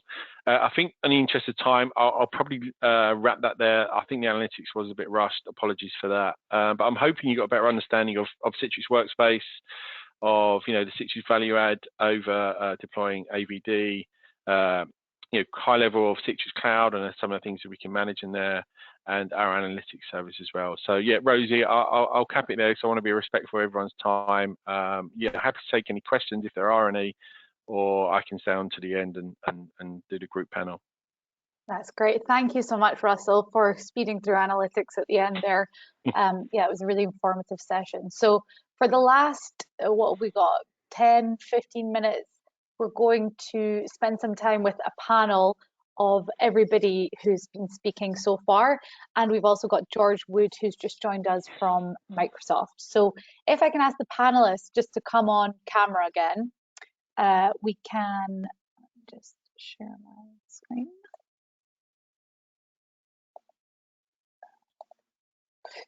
We can pose questions to you that have come up during the session. And if anybody has any other questions that have come to mind since Russell has finished his session, please do post them in the question panel and I will alert the speakers to anything else that comes up. But Peter, I'll hand over to you then for the last 15 minutes. Okay, thanks, Rosie. So, yeah, we have had a few questions that have come in. Maybe there's going to be a bit of a combined effort here, particularly now George is on. But one particular question around AppV, if they needed to replace AppV, which they will do eventually, anyone out there, as it has been announced, that it will be coming end of life. Microsoft's ClearPath is MSIX. So the question is around app attach. Is app attach on AVD considered a good enough solution to replace AppV at the moment? George, do you want to kind of give your opinion at the moment, and then perhaps Maurice, maybe real world scenarios? Yeah, I'm happy to take that initially. So I think, yeah, it's a good place to go if you're going from AppV. MSIX app attach will definitely be sort of the Microsoft recommended path. I also think it's probably a good place to actually look and reconsider all of the options that you've got in front of you, and actually take a look at whether you should be delivering those applications in that way. So it's a good time just to stand back and review. But yeah, absolutely, that would be the path that we'd recommend taking. Yeah, it definitely appears to be Microsoft's clear path towards the new standardization for applications. Andy, Maurice, are you seeing this being utilized in production workloads, for instance? I'd say, Peter, what we're seeing mostly is going to be around the app layering aspect. So most of the customers we work with have been using AppV historically, had been moving away from that already, and then within the Citrix ecosystem using app layering, which has been part of the Citrix product set for, I guess, 5 or 6 years now. And prior to that was Unidesk app layering to create those various layers and assignments to the users. We see that for both on-premise as well as cloud-based workloads to create that dynamic allocation of applications within a common master image. Okay, that's interesting. So that's quite a mature product, that Unidesk Citrix app layering, whereas the app attach is fairly new to the market. So we're going to see it's probably obviously going to be some improvements there, but for the time being, obviously, to support the existing apps, there's the option there with the Citrix app attach as well, which is something to consider. Okay, thanks guys. Just a question around Teams optimization. So this was touched on by Russell in his presentation. Teams optimization in Citrix, is it actually something that's going to be able to optimize the session? How many videos can be supported? What's the user experience really genuinely like? Open to the panel here. There's a few bits to think about there. I think one of the main things to make sure that everyone understands is that there is a dependency from Citrix on the Microsoft capabilities of Teams. So we have a kind of VDI version of Teams, which we can then optimize out to endpoints. So in terms of a feature gap between full featured Teams, full fat local Teams, and virtualized Teams, there is a feature gap, and Microsoft are doing a lot of work to close that gap as quickly as possible. What we're doing is making sure that when those capabilities come out, we are optimizing them as best as possible for the consumer. So basically, for the consumer of the service, that is. So where there are gaps, it's a joint development issue between Citrix and Microsoft. When a capability is available, then we optimize it. We do optimize it very, very well, and we do optimize it for not just Windows clients, which the Microsoft version can do, but also Mac, Chrome, and Linux. So, the bottom line is, it is an optimized version of Teams when hosted virtually is not the same as local Teams, but we are optimizing, very, very well. I would say there's some really good articles around what the requirements are, what the prereqs, what versions you need, what the feature gaps are. There's some really good documentation, which we're obviously happy to share to let people know where we are with that.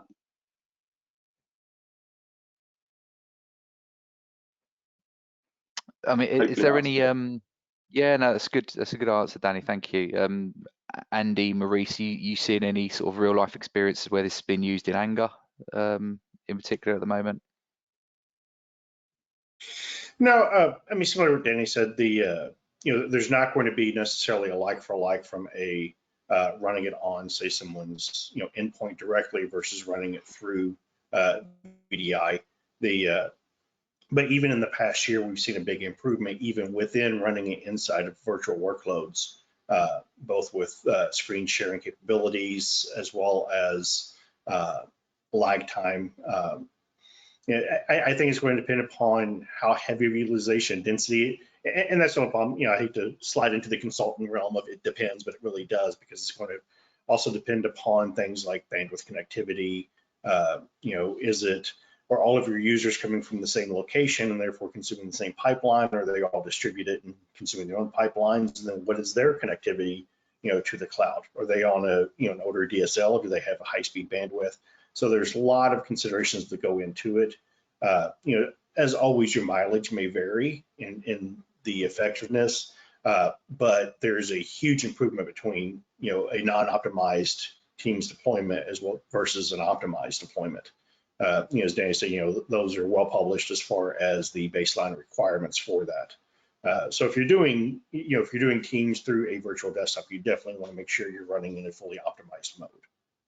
A couple of other quick points while I think about it. One is think about what you're actually using Teams for, because it's not just a video conferencing platform. Obviously, using it for chat and messaging and documents and all the rest of it. So that's obviously a bit more equivalent. The other thing is, I mean, Teams is changing daily.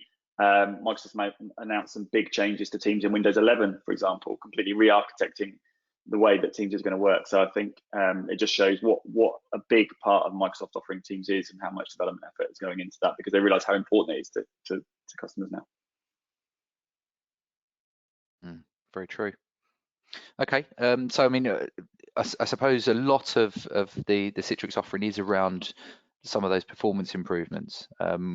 One of the questions we've had is around specifically some performance issues that they weren't able to get with WVD using live broadcast content. So the question is, would Citrix be able to resolve this? Is that, I know it's a bit of a finger in the air question, but I can't remember the full feature gap, but if what we call it, live broadcast content, if that's available within Microsoft's virtualized versions of Teams, then yes, we will optimize it. If it's not available in Microsoft versions of VDI version of Teams, then no. I think is the guiding rule, without me going back over the feature matrix, which I have to go and find. But that, as I said earlier, if it's in the virtualized version, then we do a lot of optimization. If whoever raised that question wants to drop us a line, we can give them the very latest kind of up-to-date information on what the feature gap is currently, or is like changing daily. Is it seen as something like when you have a lot of WebRTC requirements? Is this where generally, Danny, you see opportunities for Citrix as being really something that is able to complement those kind of requirements? I think that's fair. I mean, just the other thing, what I think about it is, don't forget, our optimization isn't just for Teams. So we've got Zoom and Skype for Business and various other optimizations. So, using the HTTP protocol, the ability, we've got all those virtual channels that build up that display. We've got whole development teams concentrating purely on that to make sure we realize that the end user experience is the defining factor in the success of a virtual desktop or a workspace delivery project. So I always say, so rest assured, it's all guns blazing to make sure that is as optimized as we possibly can, and we are lockstep with Microsoft on that. Okay, and if anyone wanted to try out a Citrix solution, is there supported POCs, pilots that Citrix can offer as part of this? So there's a bunch of ways that customers can consume that. Obviously, we have partners like yourselves that can obviously support our customers in doing proof of concepts and pilots and rollouts. We do have trial licensing for cloud services. We can support customers, so our your account managers and SEs can help with and our shared services, our technologists, our domain specialists. Between us and our partners, there's a lot of resource available to help customers evaluate the technology, certainly. Yeah, agreed. There's certainly that's one of the advantages of coming to a partner like Bytes.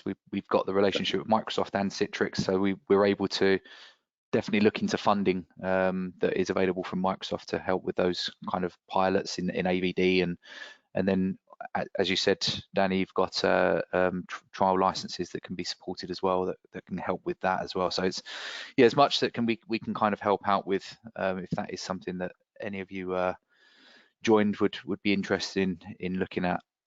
Okay, well we do work very closely with Microsoft on that. I'm working on 3 or 4 proof of concepts and pilots at the moment where Microsoft are heavily involved, and it worked really well. So and partners. So pick up the phone to your account manager, and we'll help you out. Yeah, and I mean, I suppose to that point it's really that testament to the fact that George is on with us this morning. This isn't seen as a competitive approach, Citrix versus AVD. It's very much a collaborative approach. From your side, George, is that something very much you see Microsoft very much in support of? Yeah, absolutely. So, we do have funding available for Citrix opportunities. So it's not, we don't only focus on Microsoft only. As long as the Citrix environments are deployed on our platform, it's a win-win for us basically. So yeah, absolutely, it's very much that joint up approach that we've got. Excellent.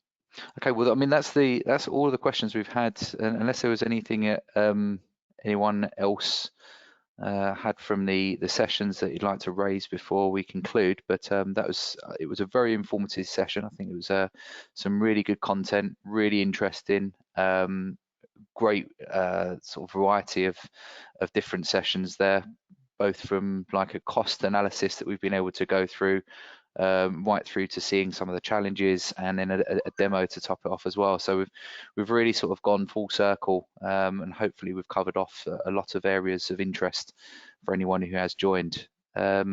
Rosie, is there anything else that needs to be said before we wrap up? Yeah, no other questions have come in, Peter. So when everybody finishes this meeting, a survey will pop up on your screen. And if you'd like any more specific information or questions answered, you can submit it in that, and then the team will get back to you. But other than that, yeah, thank you all. It's been a really good, informative day. I hope you've enjoyed it. And thanks to all our speakers as well. Brilliant. Thank you all. Have a good afternoon. Thanks, everyone. Thank you. Cheers. Bye.